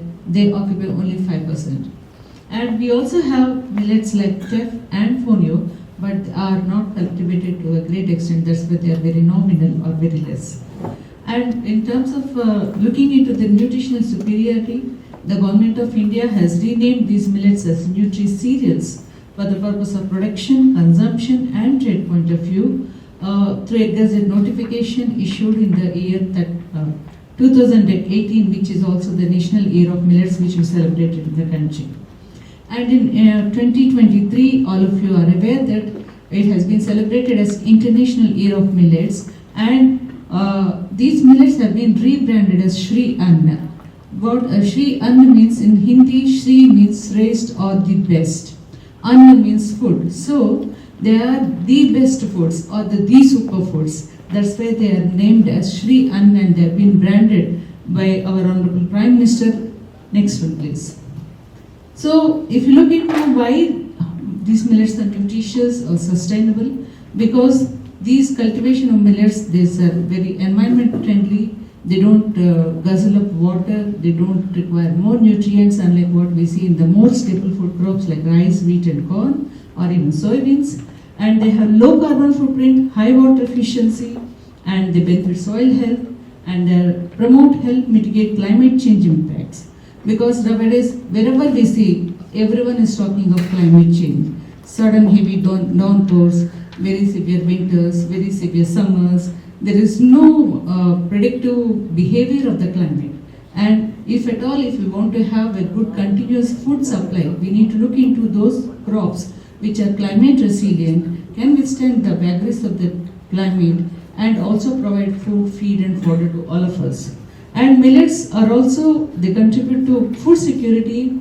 They're deeply embedded in the culinary traditions of various cultures, whether you talk of China or India or Africa and many other countries. So millets are a step towards nutritious and sustainable food systems. Next one, please. So if you look into how these millets help us to combat global food insecurity, if you see at the global level, if the green portion is the total population and the orange color is the moderate to severe food insecurity and the red one is the severe food insecurity. At the global level, you see the red one is less, but if you move towards Asia, Africa and other places, you can see the intensity of the availability of, means the prevalence of the food insecurity. So if we have to really feed those poor things or poor families or poor farmers, we need to look into the other alternate options that are sustainable. Next one. And across the world, if you see the percentage of total population, you see more in case of Africa, followed by Asia, then you have in South America, and then Australia and others. But the distribution of the resources, the land, everything is not so uniform as per the population. Next one. And looking into those things, how we will be able to feed those people in different places, we need to have alternate options. Right now we are feeding more on rice, wheat, corn and potato and all these things. But if you look into the health perspectives, we need to change our diets and food systems. So we need to look into those crops which can fit well. And here is one slide I wanted to show here. If you see on the extreme right, you have the thermometer kind thing, where you would see that the temperatures these crops can withstand. Wheat can withstand up to 30 degrees, rice can withstand up to 35 degrees centigrade, maize can withstand up to 40 degrees centigrade. Beyond this, you do not have those crops which can flower and set seed. Millets are the only crops where they can flower even at temperatures as high as 42 degrees centigrade, where no other crops can come. And these are the ones which are the future crops that will be feeding us. Next one, please. And these millets are very environment friendly. And if you see on the right, you see the bar diagram, where it shows the different crops, how much they need water per 1 kg of the dry matter to be produced. So if you see sugarcane, it is 2100 liters per in the millimeters, then rice 1250 per kg, groundnut 450, and rest all are less than that. So millets like finger millet, pearl millet, sorghum, they require very less amount of water. And even in terms of fertilizers, machinery, and even the carbon footprints are very less for the millets. Next one, please. And also millets fit into the SDGs, what we are talking of, the United Nations and everyone, Food and Agriculture Organizations, everyone is talking of the Sustainable Development Goals. Next one, millets fit into these, and they specifically address the SDGs 1, 2, 3, 5, 8, 12, 13, 15 and 17. Next one. And if many people are saying that they're very good for health, yes, they're very beneficial. These are the different health benefits of the country. So we have health benefits, but we are used to some taste of rice, wheat and all these things. Whenever we eat a new food, whenever we eat a new item, we try to compare it with our rice, wheat, maize and all those. So we need to change our taste to adapt these things into our diets. Next one. So if you see the millet production across, India tops in the millet production, followed by US, then followed by Nigeria, China, Niger, Ethiopia and so on. Next one. And these millets, the good properties of the millets, they help in addressing the lifestyle diseases. I'm not going to talk about that because there are many other speakers who would be talking about that. Next. When you look into the nutritional composition of millets, we are trying to compare here the bottom one, wheat and rice, which are presented in green, and the rest are all the millets. You can see the superior to the millets in terms of protein, in terms of fat, in terms of fiber, mineral matter, calcium, phosphorus, iron, zinc and all. And millets are more gluten-free nutritive grains, and these are an effective remedy for celiac disease. Next one. And here, how millets are addressing the nutritional security in India. We take ragi, that is finger millet, because it is rich in calcium. Pearl millet, it is rich in iron and fiber. And then foxtail, it is rich in antioxidants, more of fiber, proso millet, good protein and fiber. So we have many programs which involve these millets to be fed to the children. Next one. Whenever we talk of addressing the challenges, we talk of genetic improvement, that we need to have more good varieties, high yielding varieties, and then good package of practices or economic things, and then value chain development so that you get more price. Next. This is how the millets are cultivated in India.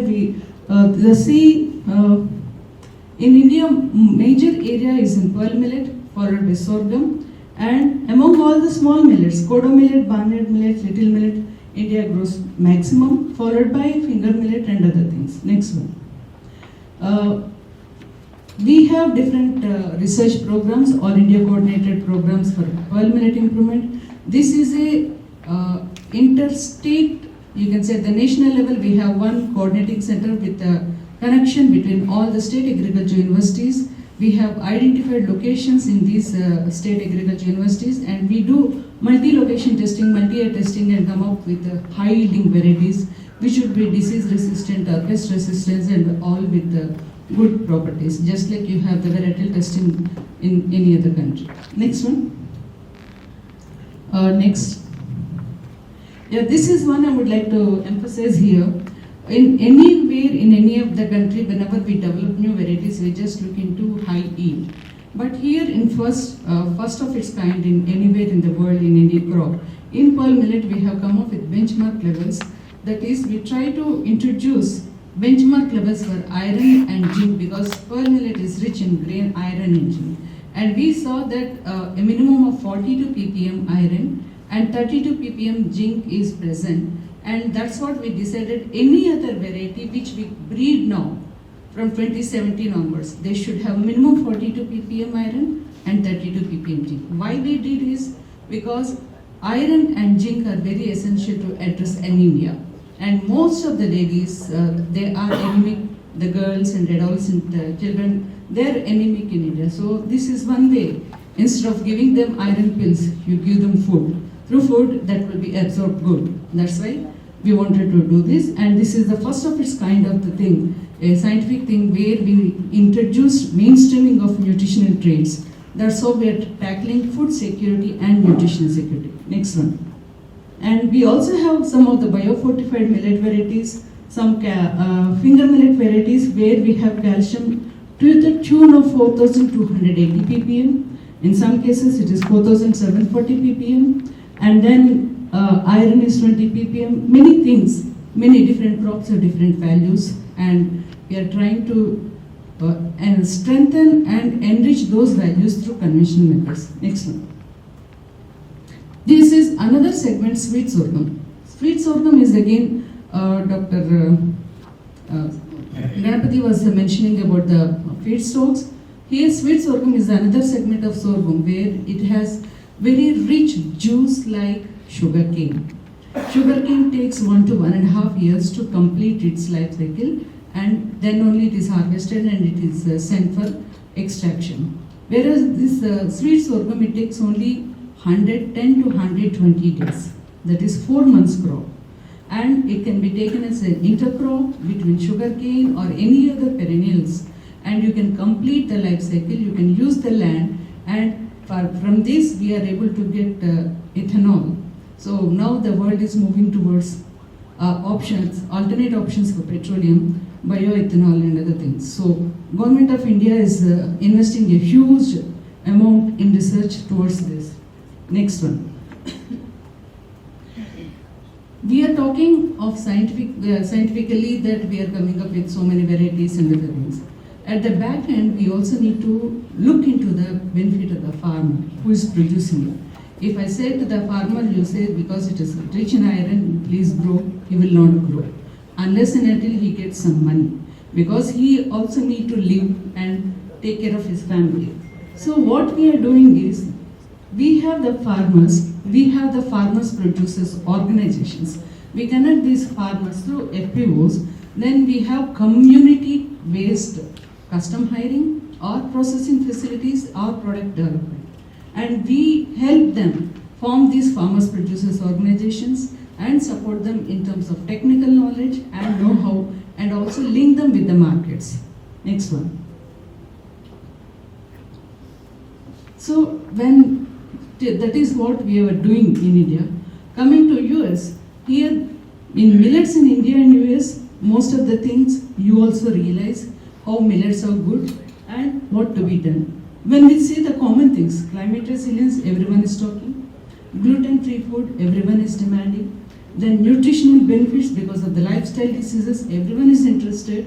And sustainability, everyone talks of that. And millets have all these things. We have similar agroecological conditions and millets can be grown. Next one.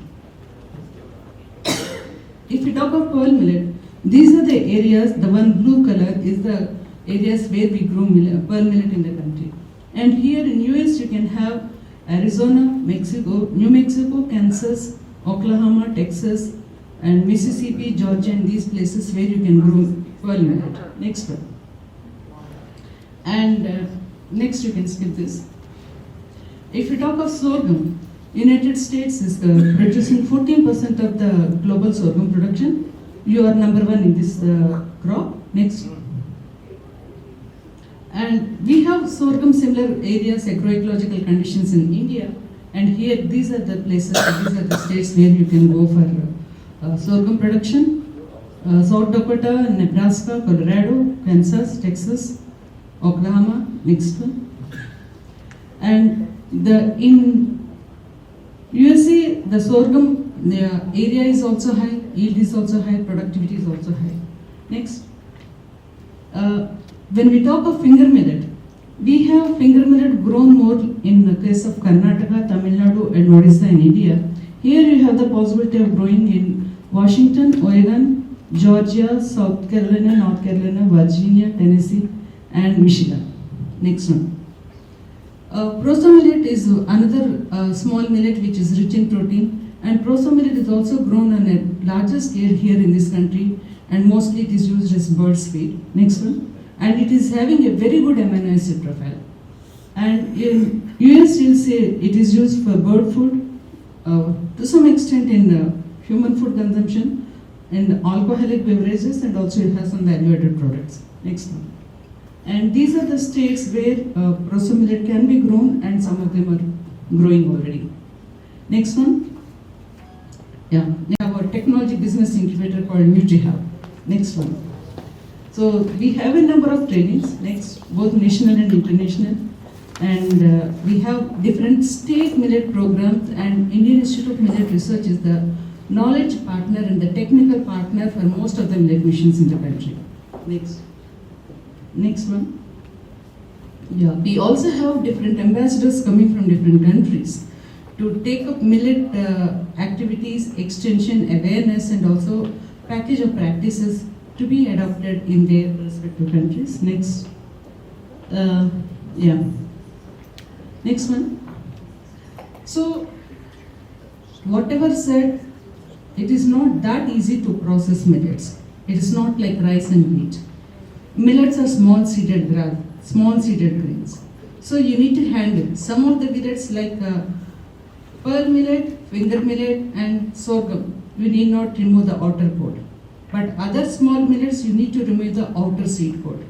So small in size, it is not easy to handle. So you need specific machinery, processing facilities to handle this.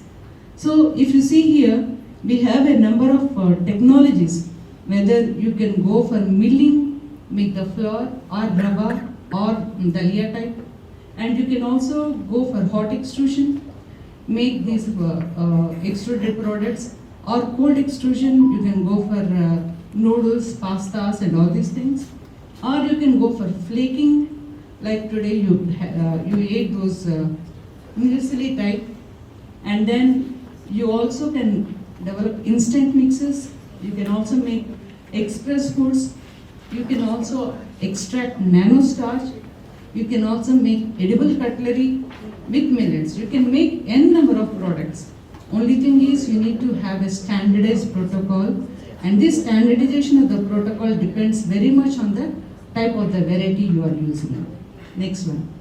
So we have many of the machinery with us, we have many of the processing interventions. Next one.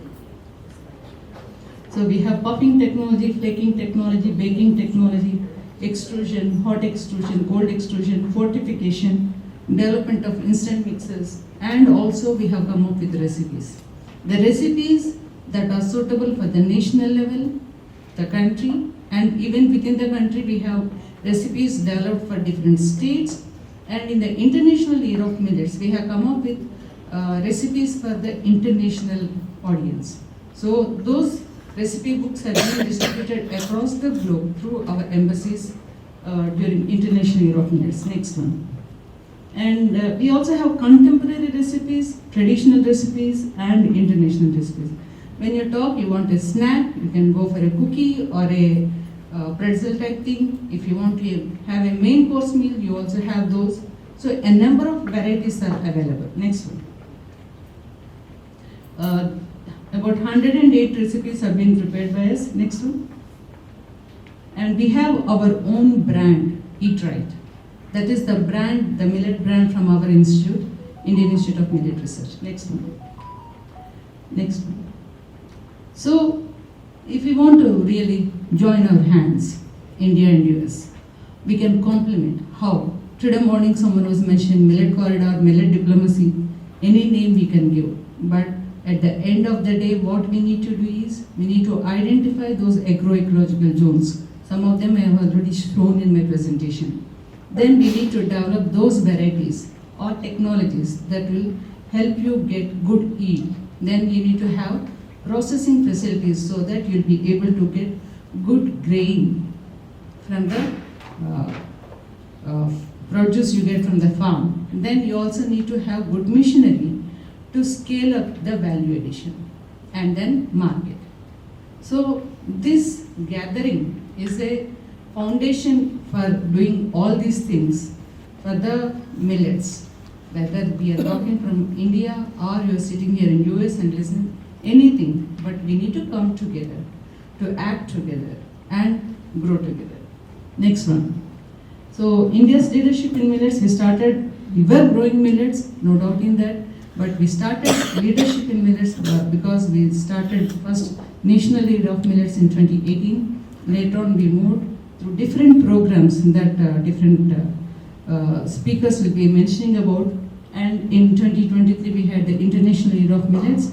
And in 2025, in July, we launched one International Millet Research Initiative program. It is one of the outcomes of the G20 presidency India has done in 2023.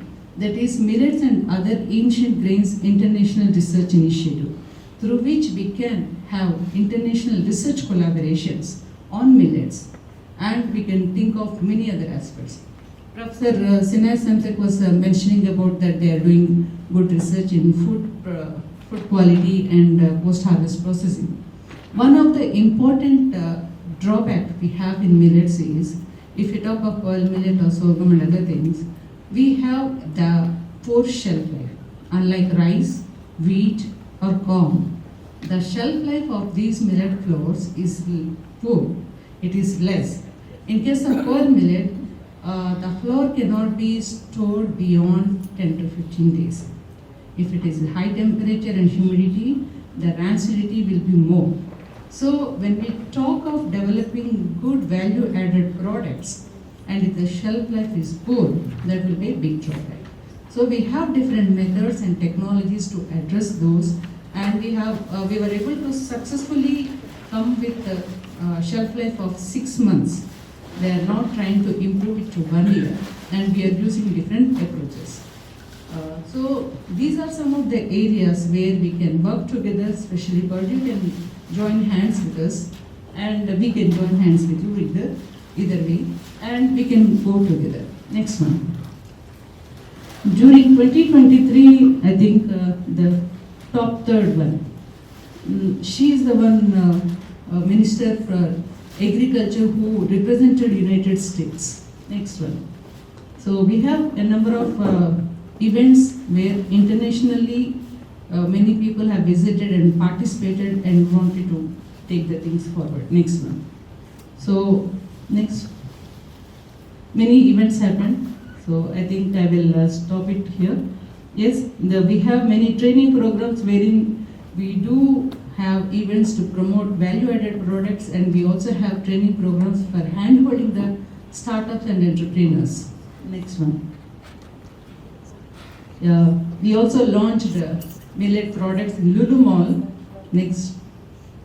And this is the Maharshi one, which I was telling, G20 presidency outcome. Next one. Yeah. Next. So in Maharshi, we have two phases: establishment of secretariat. It is at the Indian Institute of Millet Research again in Hyderabad. And in the second phase, next one, we are trying to go and join hands with others.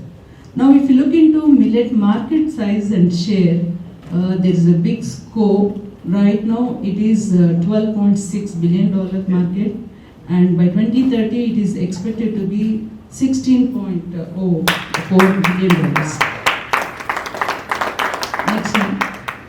And if you see millet export and import data, India is the top exporting country. United States is at third place. And when you talk of importing, neither United States nor India. Next one. So this is the data for export and import. Next one. And there is a big scope for millet trade, both in India and US. Next one. Next one. I don't want to speak much about the tariffs and other things which are going to impact. These are the things of the time, and maybe in the due course of time things would be changing for better. Next. Next one.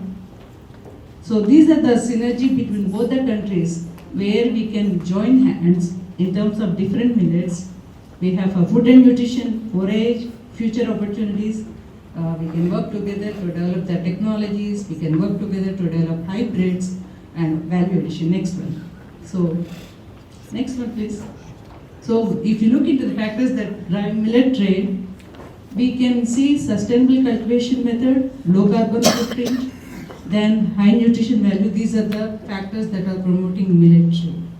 And what are the export opportunities? We have value-added products, beverages, millet starch, and seed sector. These are the avenues where we can think of. Many options are there. Next slide. So eat millets and stay healthy. Thanks for your kind attention.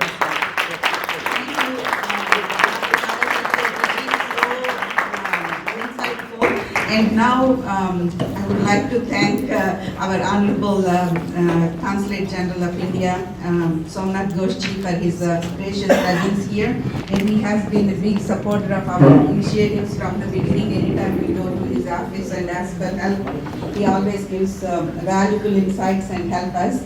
And thank you, sir. And now he will address all of us. Thank you.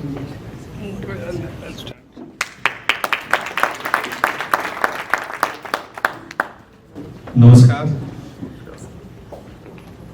Thank you, Dr. Satyavati. You almost mentioned everything that could be mentioned on behalf of India. Thank you for this wonderful event. The entire team of GSA Global I, the team of Dr. BGP. Thank you, Padu, for being with us, and all the institutions. I am partial to millet. I am gluten intolerant, very badly so. I am diabetic. I had my schooling in a place where a lot of millets are grown. And as you know, we are around the time of Onam. A lot of millet is eaten in different forms in those parts, in the southern part around this time. Why millet? Very quickly. The total millet production in the world is almost touching 100 million ton. I'm right, 100 million ton. The total grain production will be very soon 3 billion tons. So about 1/30 in a good year out of eatable grain, up to 4 to 5% of millet, which is a very big amount, which can stabilize the market, which can fill in the gap in the most marginalized economically and socially section of the world. In India, in Asia, many parts of Africa, around the world, millet has been traditional food, have been part of the culture, and we should preserve that. But that's not the only reason. For sheer economic reason, we should preserve that.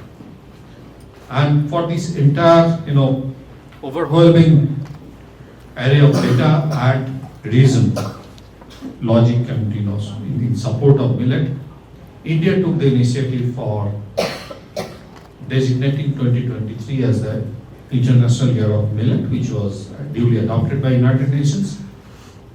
And we are glad that they did so. A lot of, there are experts around the table. We have very senior officials from Government of India, scientists from United States, from different states of United States. So obviously, they know and they will talk about those.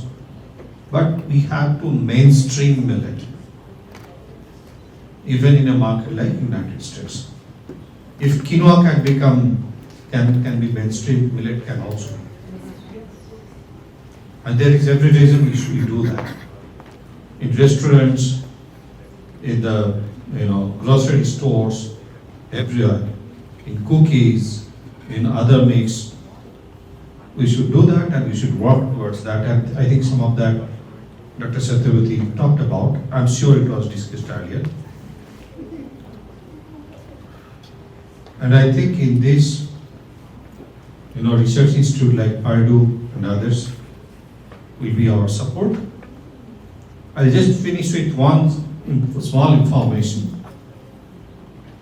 In India, we regard sorghum, which is by far the largest millet. We regard sorghum as a millet. Historically, by our cultural trend, by our practice over time, in India we call it jawar, if you know. Sorghum has been a millet, and in scientific term also, correct me if I'm wrong, sorghum is from the same family millet comes from. It's called poazi, something like that, I forgot. Poazi, yes.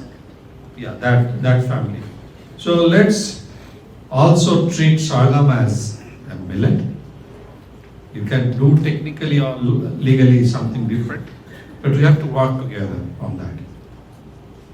So thank you once again for this excellent initiative, and thank you for flying down from all over the world and from different states of the United States. Namaskar. You have been, walking your talk, and he's a great devotee of Ramakrishna Mission, and he just delivers that value-driven leadership to us. And thank you so much, and we are blessed today to have you. Thank you. Now,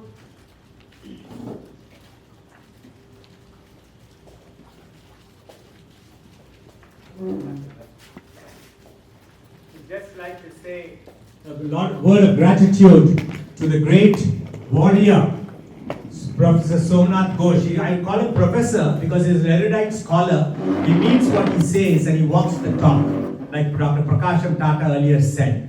He's one of the finest council generals we have been blessed to have in Chicago area and the 10 states. Commissioner Andy Gibson, he has been a great man of the hour, very inclusive, and he is, when we talked about the Millets Conclave, he was fully cooperative, and today's success is because of all his inspiration and his encouragement and support. Please give a big round of applause for Ambassador Somnath Ghosh. I know you have a very big schedule, and we thank you so much, sir, for joining us, and we're going to see more of you. We have started a GSA Council of Millet Promotion and Research Council of America, and we'll be convening tomorrow too here, but I'm sure we'll have you come and sit in one of our meetings. Please give a big round of applause to Professor Somnath Ghosh. Can we take one brief picture from over there? There is a lot of millet cookies and hot coffee, so please help yourself. We are halfway down the session. Lots of interesting things are going to come. We're going to have a new GSA Millets Ambassador for America. And we are having our commissioner going to. Dr. Udaya, please come, ma. Please give Udaya Kaka, Porchi Talavi, Walge, Porchi Talavi, Walge. Please come. Come next to our council. Come next to our council general. She's a Republican woman leader. Now you're going to present your next step. Come back. Please come, because Council General is very eager to meet you and Professor Dharmendra. Please come. And please bring your card also and give it to our Council General. Because he was asking us several times, who is the contact in Purdue University? And Vasavi Chakka wouldn't give it up. You know Vasavi, the deputy guardian. Come here, please come next to her. She's the Dean's Chair in Food Science. Here, next to our Council General, Madam Senator. Can we bring some chair? Can we bring a chair, few chairs, please? No, we don't have time, sir, please.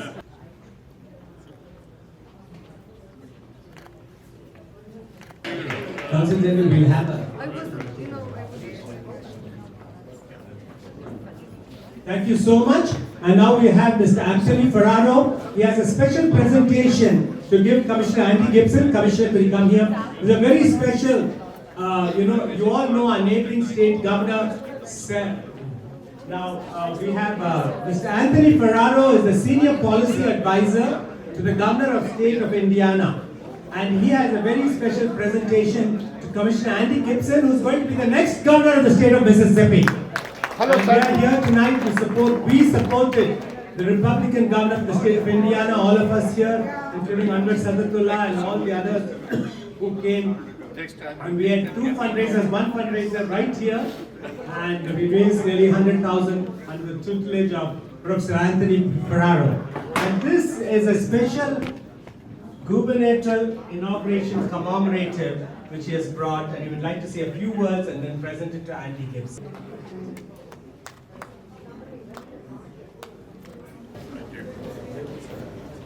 Dr. Vijay, thank you so much. And yes, and thank you for your support.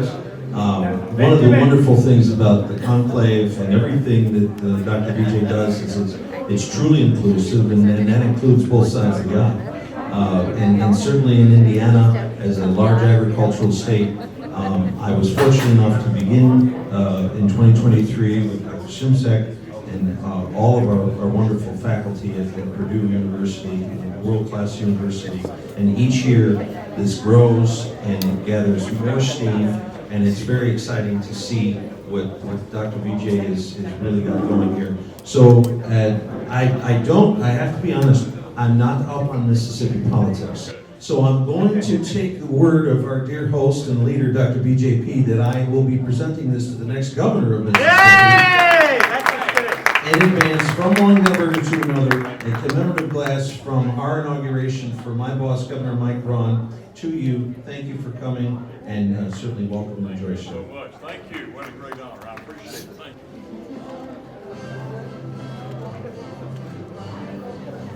Thank you. Thank you. Thank you very much.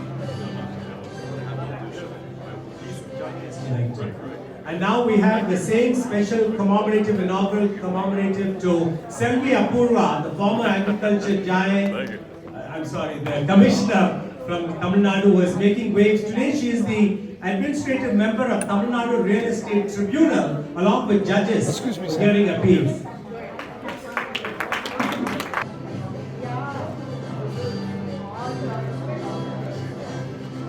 Thank you. And now we have another commemorative inauguration for Dr. Rajkumar Khatri, who's Additional Chief Secretary of Commerce and Industries. We want to thank Anthony Ferraro. These are priceless mementos. He said he can spare 3, 1 for the commissioner and 2 for the visiting Indian delegates. Thank you so much, Chief. Hello, sir. Sir, please. Dr. Vijay, please, sir. I'm not done, please. Thank you. Thank you. Please give a big round of applause to Mr. Anthony Ferraro, the Senior Policy Advisor for the Governor State of Indiana, who is joining us today. Thank you. And now we have the Mali American Commissioner, Ms. Fatima Taroke, would like to present a special Malian scarf all the way from Mali, Timbuktu. Have you heard of the word Timbuktu? There's a real place called Timbuktu in Mali, Republic of Mali, and now we have Commissioner Andy Gibson. We have a suitcase where you take all your gifts with us. It's all like that, so don't worry. And with bubble wrap. Yeah, Uday, I want to come. Yeah, she wants. Thank you so much. Madam. Hello, madam. Please go there. Thank you. Thank you. Thank you. Thanks for coming. Thank you. And now for Selvi Apurva, ma'am, the Mali American Commissioner of American Multi-Ethnic Commission has brought this specially from Timbuktu, Mali. Hello, madam. Madam, please. Next. And this is for Dr. Rajkumar Khatri, IAS. And we want Dr. Tara Satyavati, please come. Madam, where are you? Hi, sir. Tara Satyavati.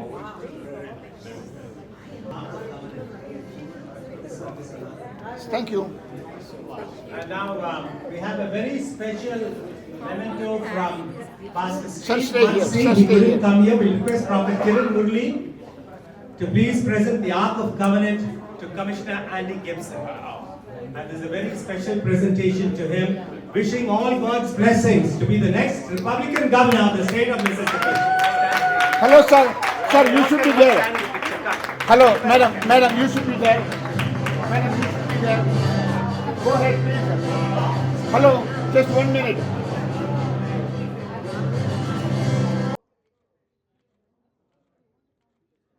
Hold on, I'm not done. I'm not done. I'm not done. Thank you. Agni, could you please take the memento up? It's sitting with crossed legs as you're supposed to. Give it there. No, just put it there. Put it there. And now we have Sister Felicia Kiran has brought a very special Commissioner Andy Gibson.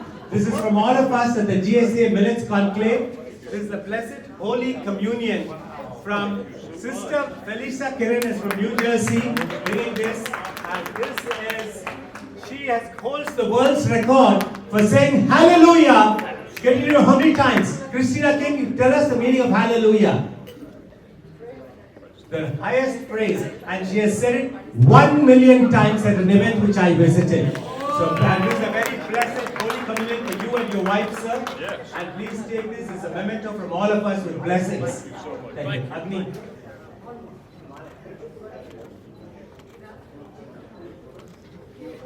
Thank you. And Commissioner, now as you're on stage, as you're getting ready to speak, we have a special traditional Indian garland sent by Selvi Apurva from our home state for you all the way. Apurva, ma'am, please come. And we'll have Diana to garland it.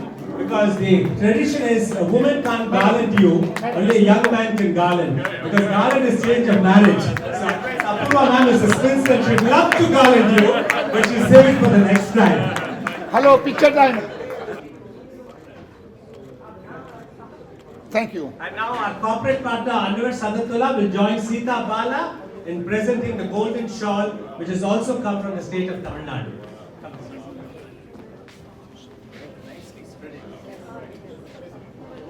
Open it fully. Sita madam. This is our traditional way of welcoming our guests. Dr.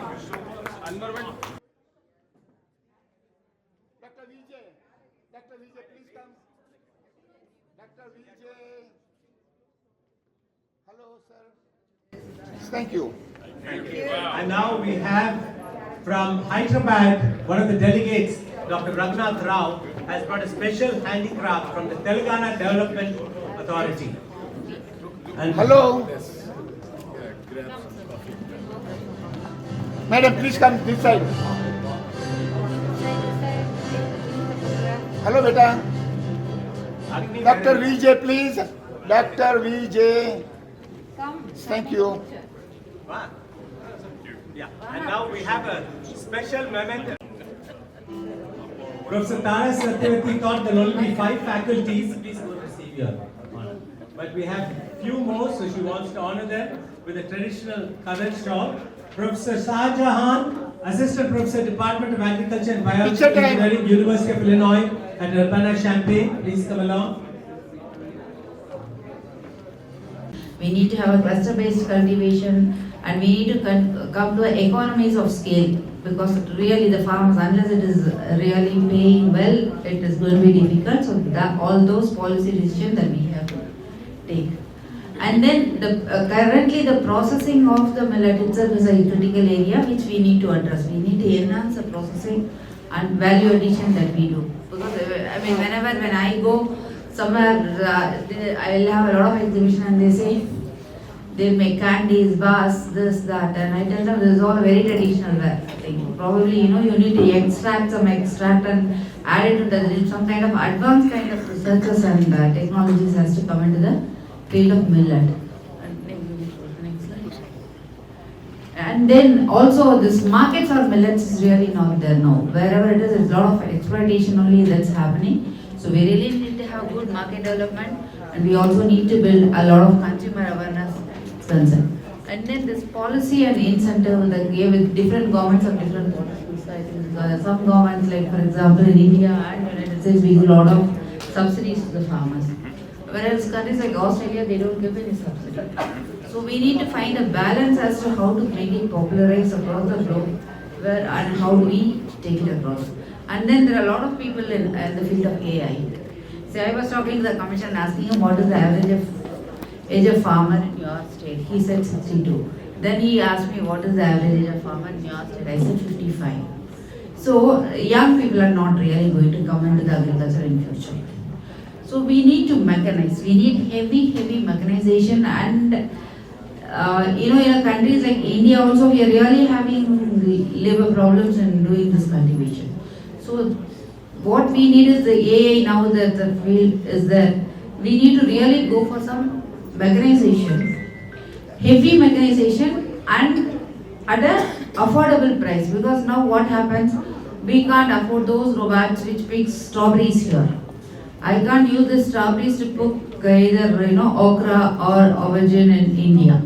So we really need to come up with lots and lots of AI solutions in the process. It's not about evaluating or advance or processing. The basic agriculture itself needs, because there's going to be lack of manpower. And the day agriculture become really paying well or remunerative, then everybody will go. See, ultimately what matters is money. And across the globe we have a system. Maybe my ancestors, they got food cheaper. But today we don't pay for our food. We don't pay the worth of the food, we don't pay. We only want everything cheaper. We don't mind spending it on other things. Like I don't mind going to a fancy restaurant and ordering a meal and eating it for a lot of money. But when I go to the shop to buy a vegetable, I really do mind spending that money. So why is it so expensive? So we need to respect the farmers. We need to pay for our food. That has to come across the globe.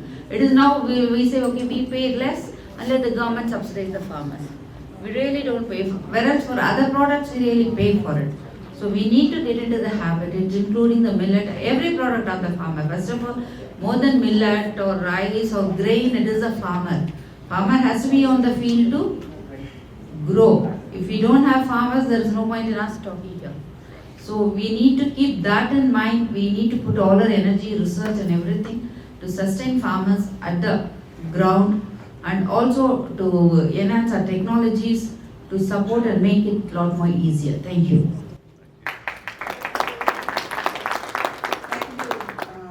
Madam Apurva.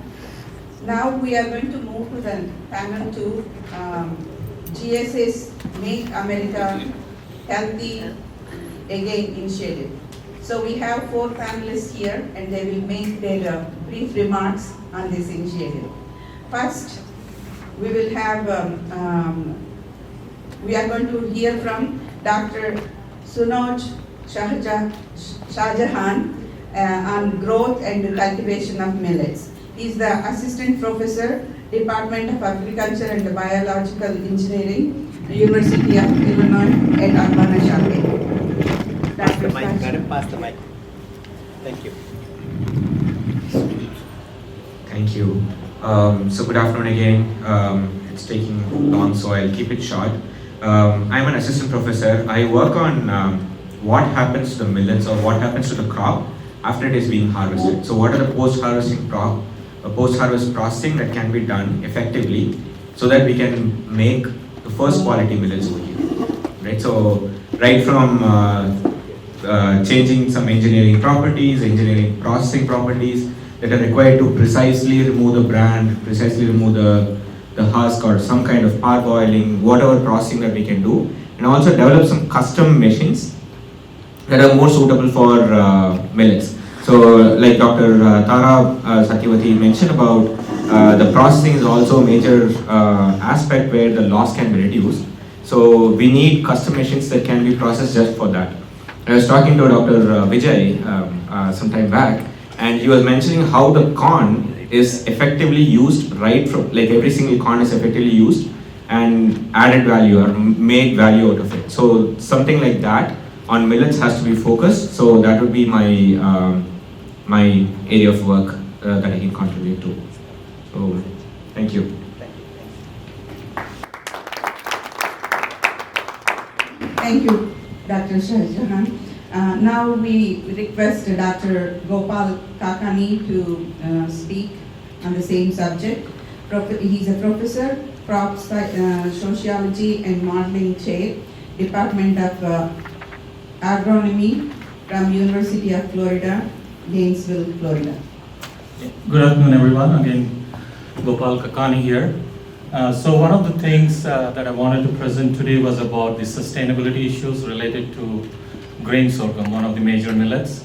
So we are just finishing off a Department of Energy funded Smart Farm project through the ARPA-E of the Department of Energy.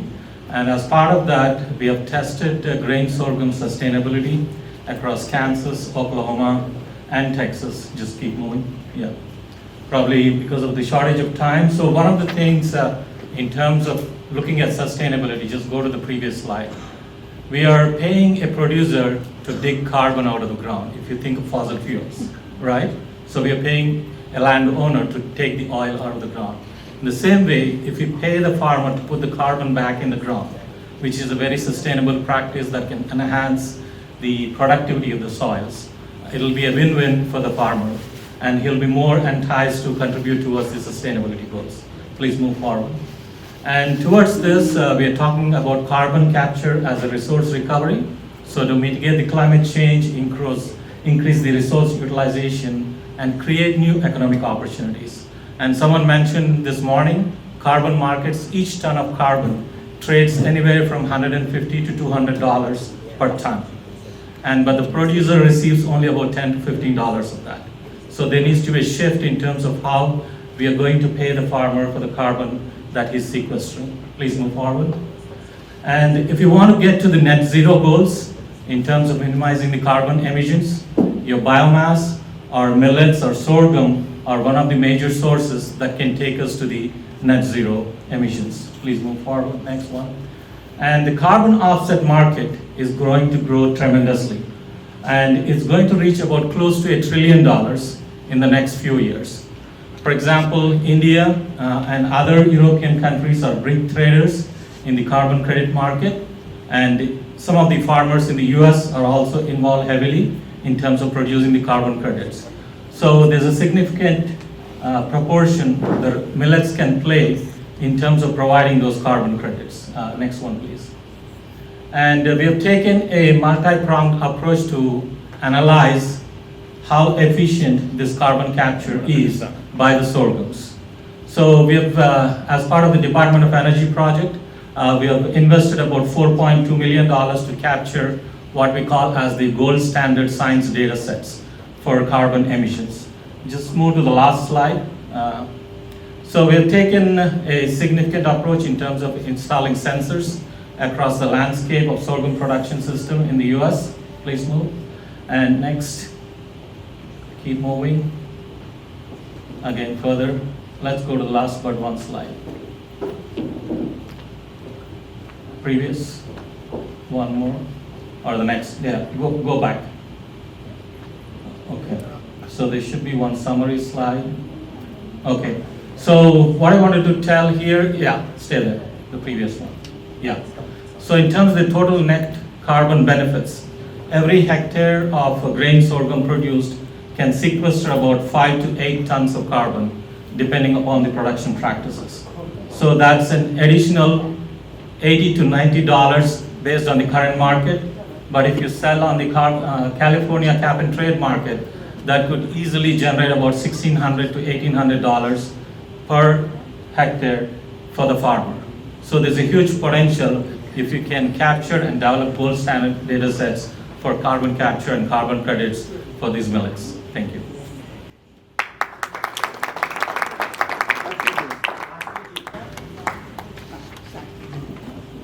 Thank you so much. The next speaker is Professor Dr. Dharmendra Saraswat. He's a professor of agriculture and biological engineering, College of Agriculture, Purdue University, Indiana. And he's going to talk on research on millets. Thanks for the opportunity.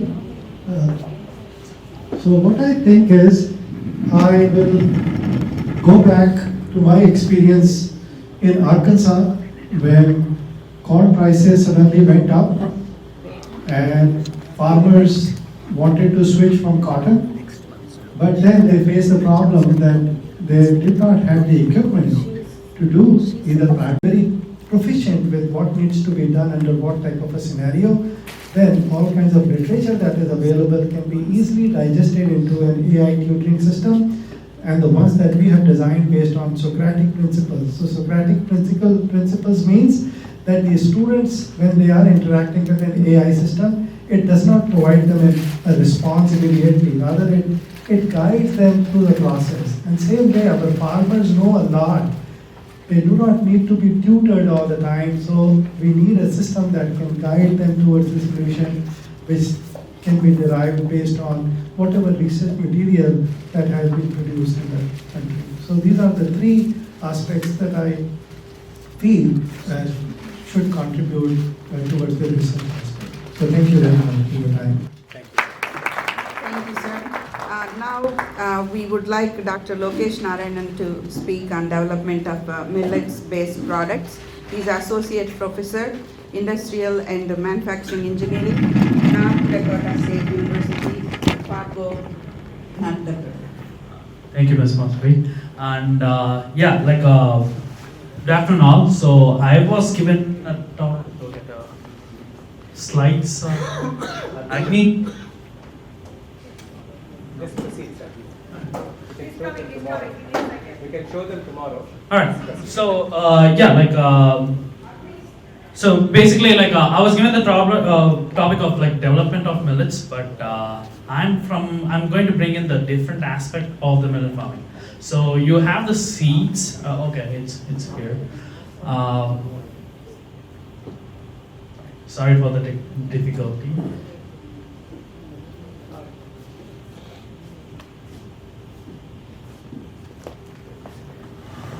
I mean, you can just slide. To be here, I tell you what, I feel triple honored today. First of all, I was honored when my friend Dr. Savanji, where's she at? And thank you, and Dr. Vijay and Dr. Raj came and visited me just a few weeks ago and taught me about millet. I was very honored, and I'm very excited about this opportunity. Secondly, I was honored to get here and to be among so many experts in this field. I feel we have a saying in Mississippi when we're among company we're proud to be with. We call it being in tall cotton. All right, so I'm in tall cotton here today. Thank y'all for your great expertise. I've never been with so many doctors and professors since I was in college. I feel like I'm back in school, and in a way I am. And then the third way is just this overwhelming honor that you've shown me today as a way of welcome. And I want to thank you for that, sincerely. Thank you for that. On behalf of the great state of Mississippi, our people, our farmers, our agriculture, and most people may not know this, but in Mississippi, agriculture is still our #1 industry. We have a lot of great industries, but there's nothing better than agriculture. Let's give our farmers a great big hand. We'll do that right now. Thank you. We're excited about this opportunity to discuss millet with you. It all begins, of course, with the seed. And that's where my office work begins in the Department of Ag and Commerce. We do register and certify all the seed that are sold in our state, the state of Mississippi. So the question was presented to me earlier when Dr. Shivangi and your esteemed colleagues came. And of course, when you get us some seed for millet that you want to grow in Mississippi, we're going to get it registered, all right? We're going to get it done. I promise you that.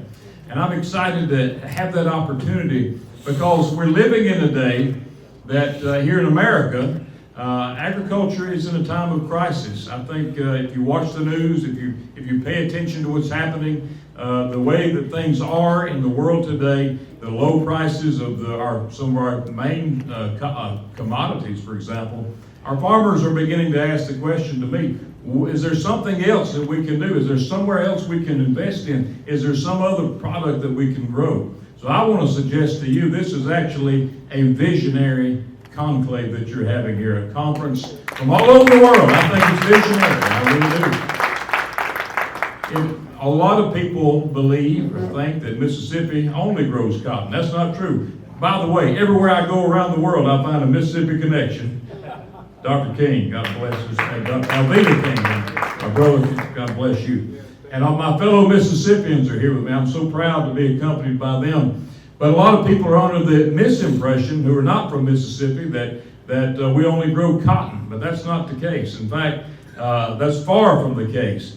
And Mississippi's farmers produce literally a host of different commodity products. The number one row crop that is produced in Mississippi is soybeans. Soybeans far and away our number one product in the row crop world. Our actual number one product on the farm in Mississippi is chicken, poultry. And they eat a lot of grain, by the way. They sure do. Second, and normally it could be one, it could be second or third, but normally it is second. That's corn.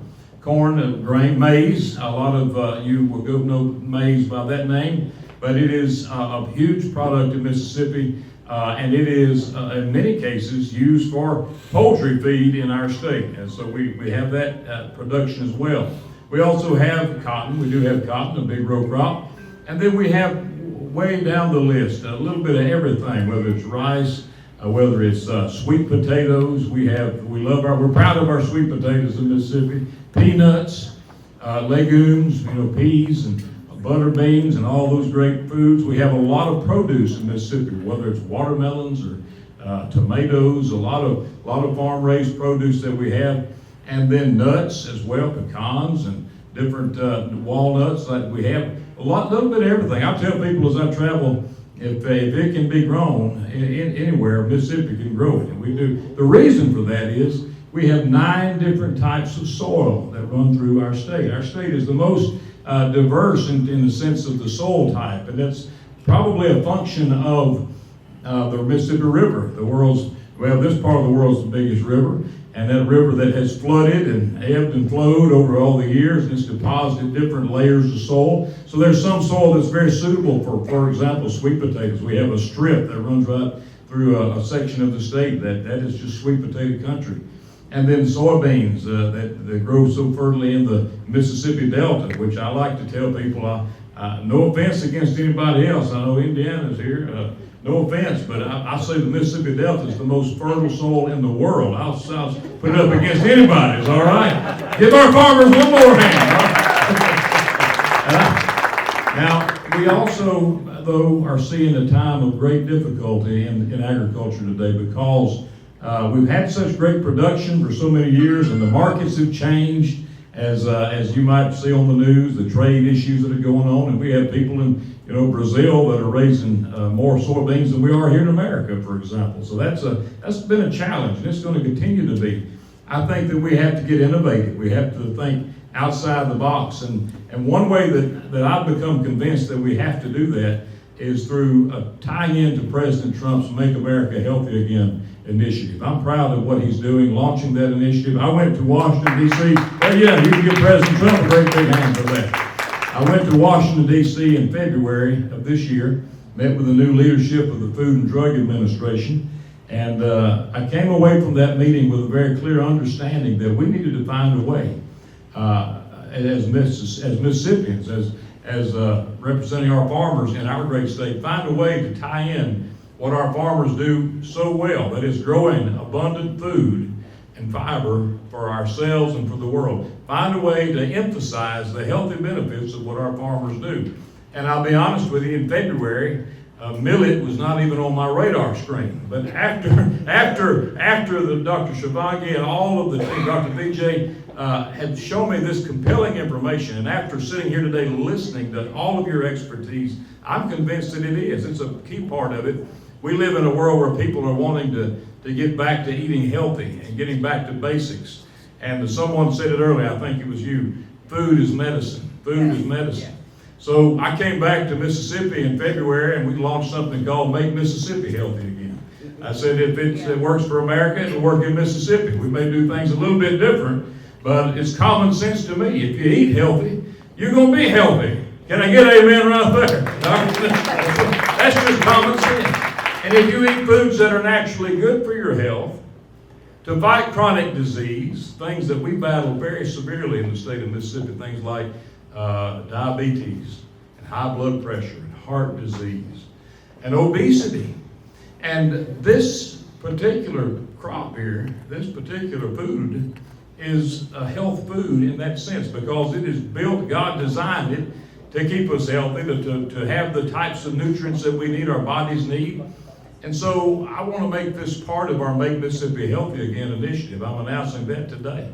And when we get back to Mississippi, we're going to tell everybody we know about millet, all right? Yeah. We're going to bring it and make it a key part and make Mississippi healthy again. We want to support one another. Now, I have been to India. I love your nation. I love your people. I've been to India 4 times. 4 times. Matter of fact, I've been to India, all regions of India, except up in the Himalayas. I haven't made it there yet. I got to go there one of these days. But I've been on both sides, all corners of India, and what I found is we have so much in common because people of hospitality, as you've shown me today. Mississippi is known as the hospitality state. We're proud of that, and I want to invite all of you to come to Mississippi, every one of you. Will you come? I hope you will, all right? We're having the state fair October 2nd through 13th. I saw it in your pamphlet. There are products that I got to sample. By the way, they were delicious. Can we give them a great big hand over here? Thank God. I got to get some more samples to take with me after that. Delicious cereals and different snacks. And, you know, I want those to be displayed at our fair so people can realize this is something that really does have a value in terms of not only nutrition, but also taste. It's delicious food. And I think getting that message out to the people, not only in Mississippi, but in America, is going to be critical to the success of this venture. Because not only can we grow it and help grow it, but we can process it, as has been mentioned, and then value added, and have facilities that have these types of production that it can be done. It can be done here in the United States, and I'm excited about it. I'll be going to a national conference of ag commissioners. I know you're Commissioner of Agriculture, wherever he went, Indiana went, and you're the governor as well. And I go to these commissioners at meetings, and we talk together about ideas and things. And, you know, this is something positive that I can contribute to that conversation for a change, instead of the negative, difficult days that farmers are facing, and we know they are. But this is a new thing. This is a new idea, a new concept. It's not new to you, but it's new to us, and we want to make it a great success. Will y'all join me in that effort? Will you do that? All right? Thank you so much. I'm delighted to be here, and I'm excited about the prospects of the future. So you count Mississippi in on this Millets Initiative, all right? And we're going to make it big. We're going to make it big. I do want to invite you to come. We're announcing next week, we're having a roundtable in Mississippi at my office.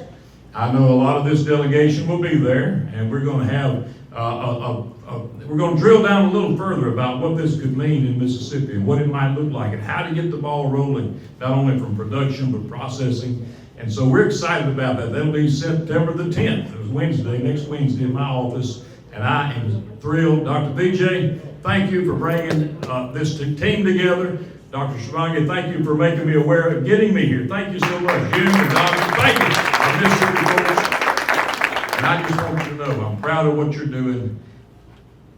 What you're doing, and what all of our farmers do, is the most important work in the world. It's making sure people have food to eat on their table, something to eat. And beyond that, it's something healthy to eat. And that means their families are going to be stronger and healthier. It means their children are going to learn better and be able to retain the information that they learn better because they're healthy. It means that the community is going to be healthier and have another resource, and that's going to be good for everybody. So it's a win-win-win. Thank you. God bless you. And God bless America. And God bless Mississippi. And God bless India. I love y'all. Thank y'all. God bless this Millet Initiative. Thank y'all so much. I appreciate it. Thank you. Come see us. Come see us in Mississippi. You'll be welcome. Thank you so much. Thank y'all. You're too kind. Thank you.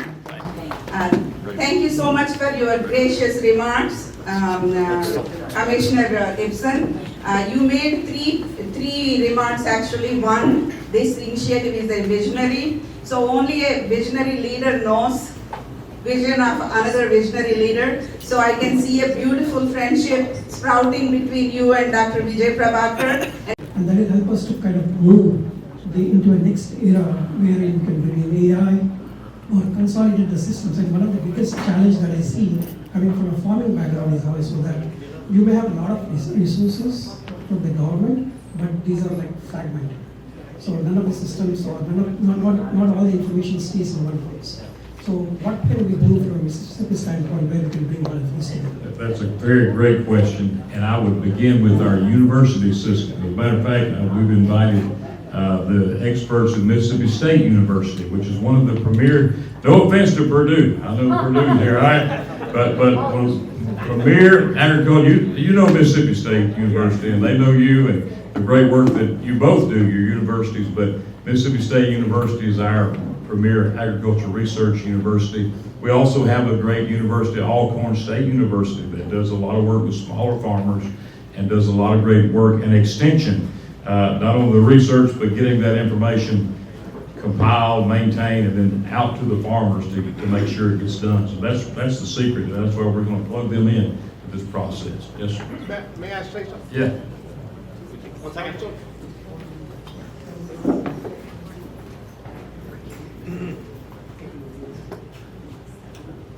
I told you that I was the only minister that has a George Washington College Department of Agriculture.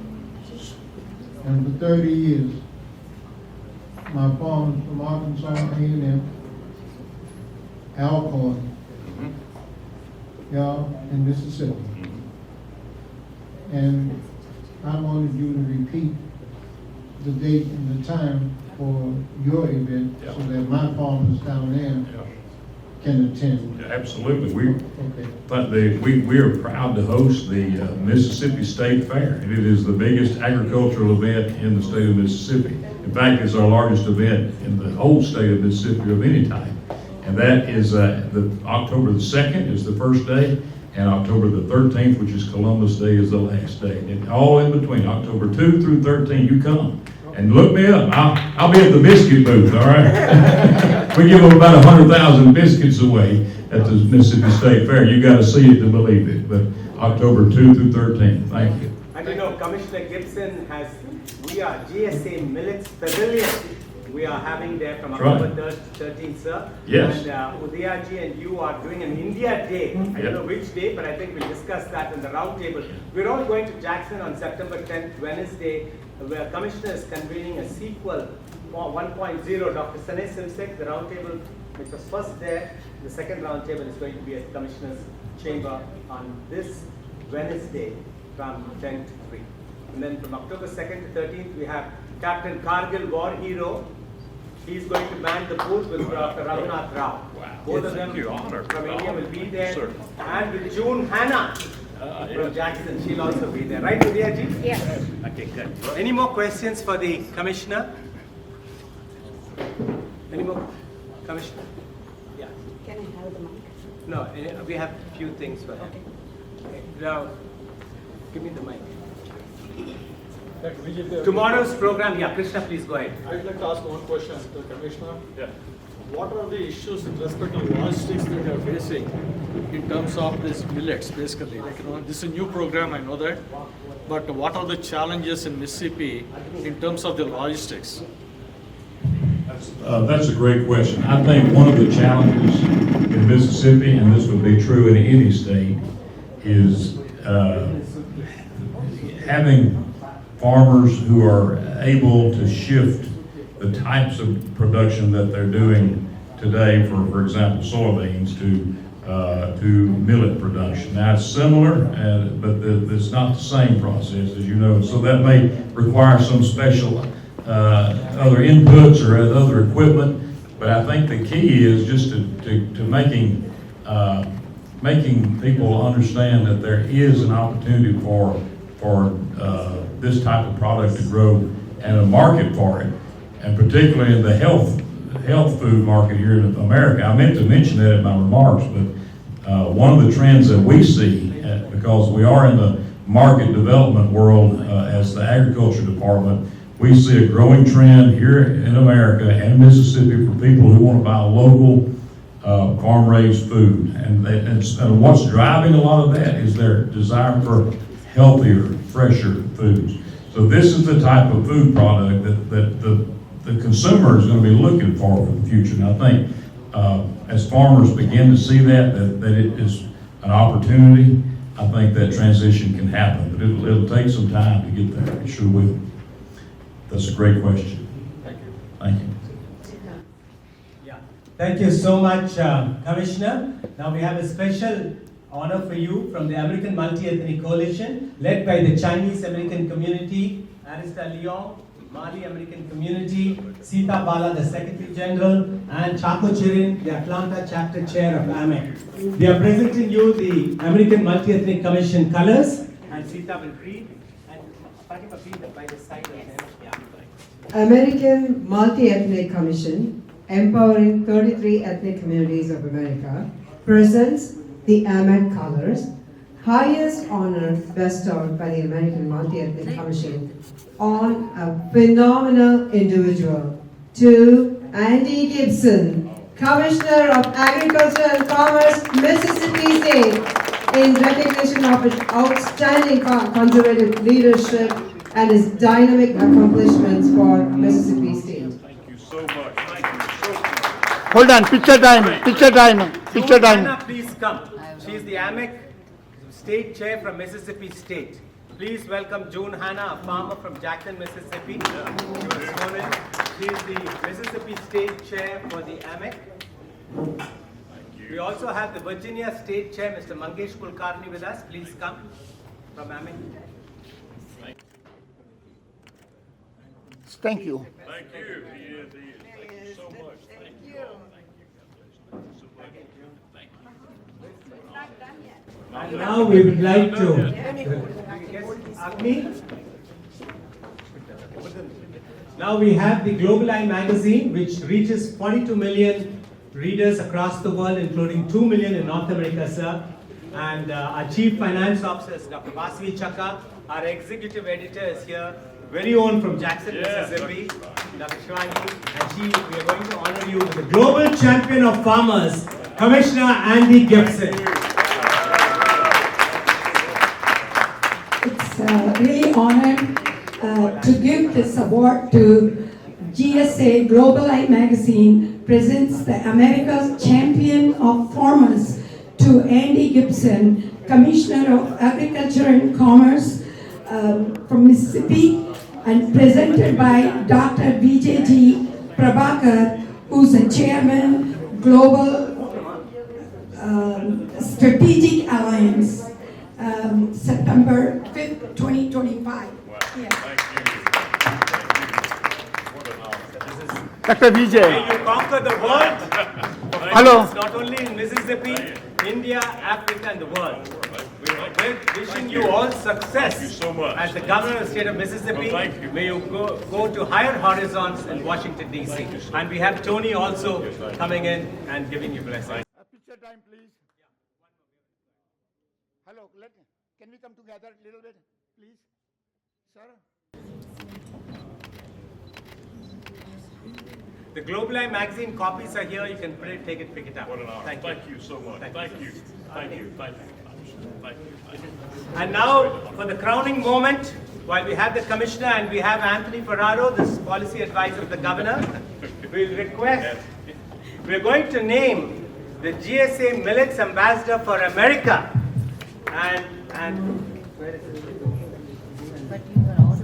it? GSA Millets Ambassador for America, we'll request our Commissioner, and that's none other than Ms. Sarah Bongley, who is Mrs. Midwest Universe. She has accompanied, she has agreed to take the Millets Ambassador. She will be traveling with us throughout the country and to Africa and India promoting millets. She is the GSA Millets Ambassador for...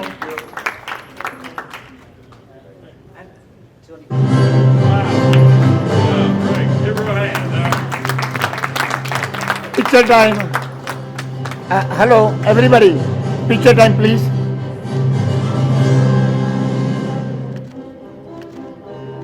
Thank you. Thank you. What an honor. I'd like to briefly thank everybody for attending. Of course, our wonderful host and intrepid leader, Dr. BJP, a prophet, our special guest, Mr. Gibson, our new ambassador, and good luck in your endeavors globally. I'm jealous. I love travel. I should have thrown my hand in the ring, but I still would have lost, I think, for sure. Folks, it's amazing, and again, I've got to defend my folks from Purdue a little bit. Having our first opportunity here in Purdue, and now to see how this has, continued on and transformed and gotten larger and more vibrant. It's just encouraging. It's fascinating. Coming from agriculture states like Indiana and Mississippi, looking at an additional product, looking at all of the things that all these brilliant people are working to bring to our farmers, and bring to our communities and our economies here in the United States from across the globe it's truly inspiring and humbling that once again I get the invitation to represent our great state of Indiana and my good friend Governor Mike Braun, and I have to call him that because he's the boss. So. Please, closing remarks. I was going to say, Sir, I had to go. State is the best agriculture college in Mississippi. And Purdue is the best agriculture college. And Mississippi and Purdue is going to be one of the best couple working on this initiative. Yes. No, it's not connected. Thank you. I believe we're ready for a group photo. Okay, wonderful. If we can get everybody to join us up for a group photo. Let's not forget, none of this is possible without the brilliant leadership of Dr. BJP.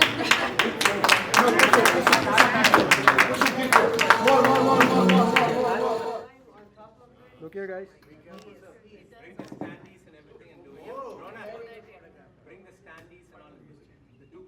Thank you. Announcement of the conclave.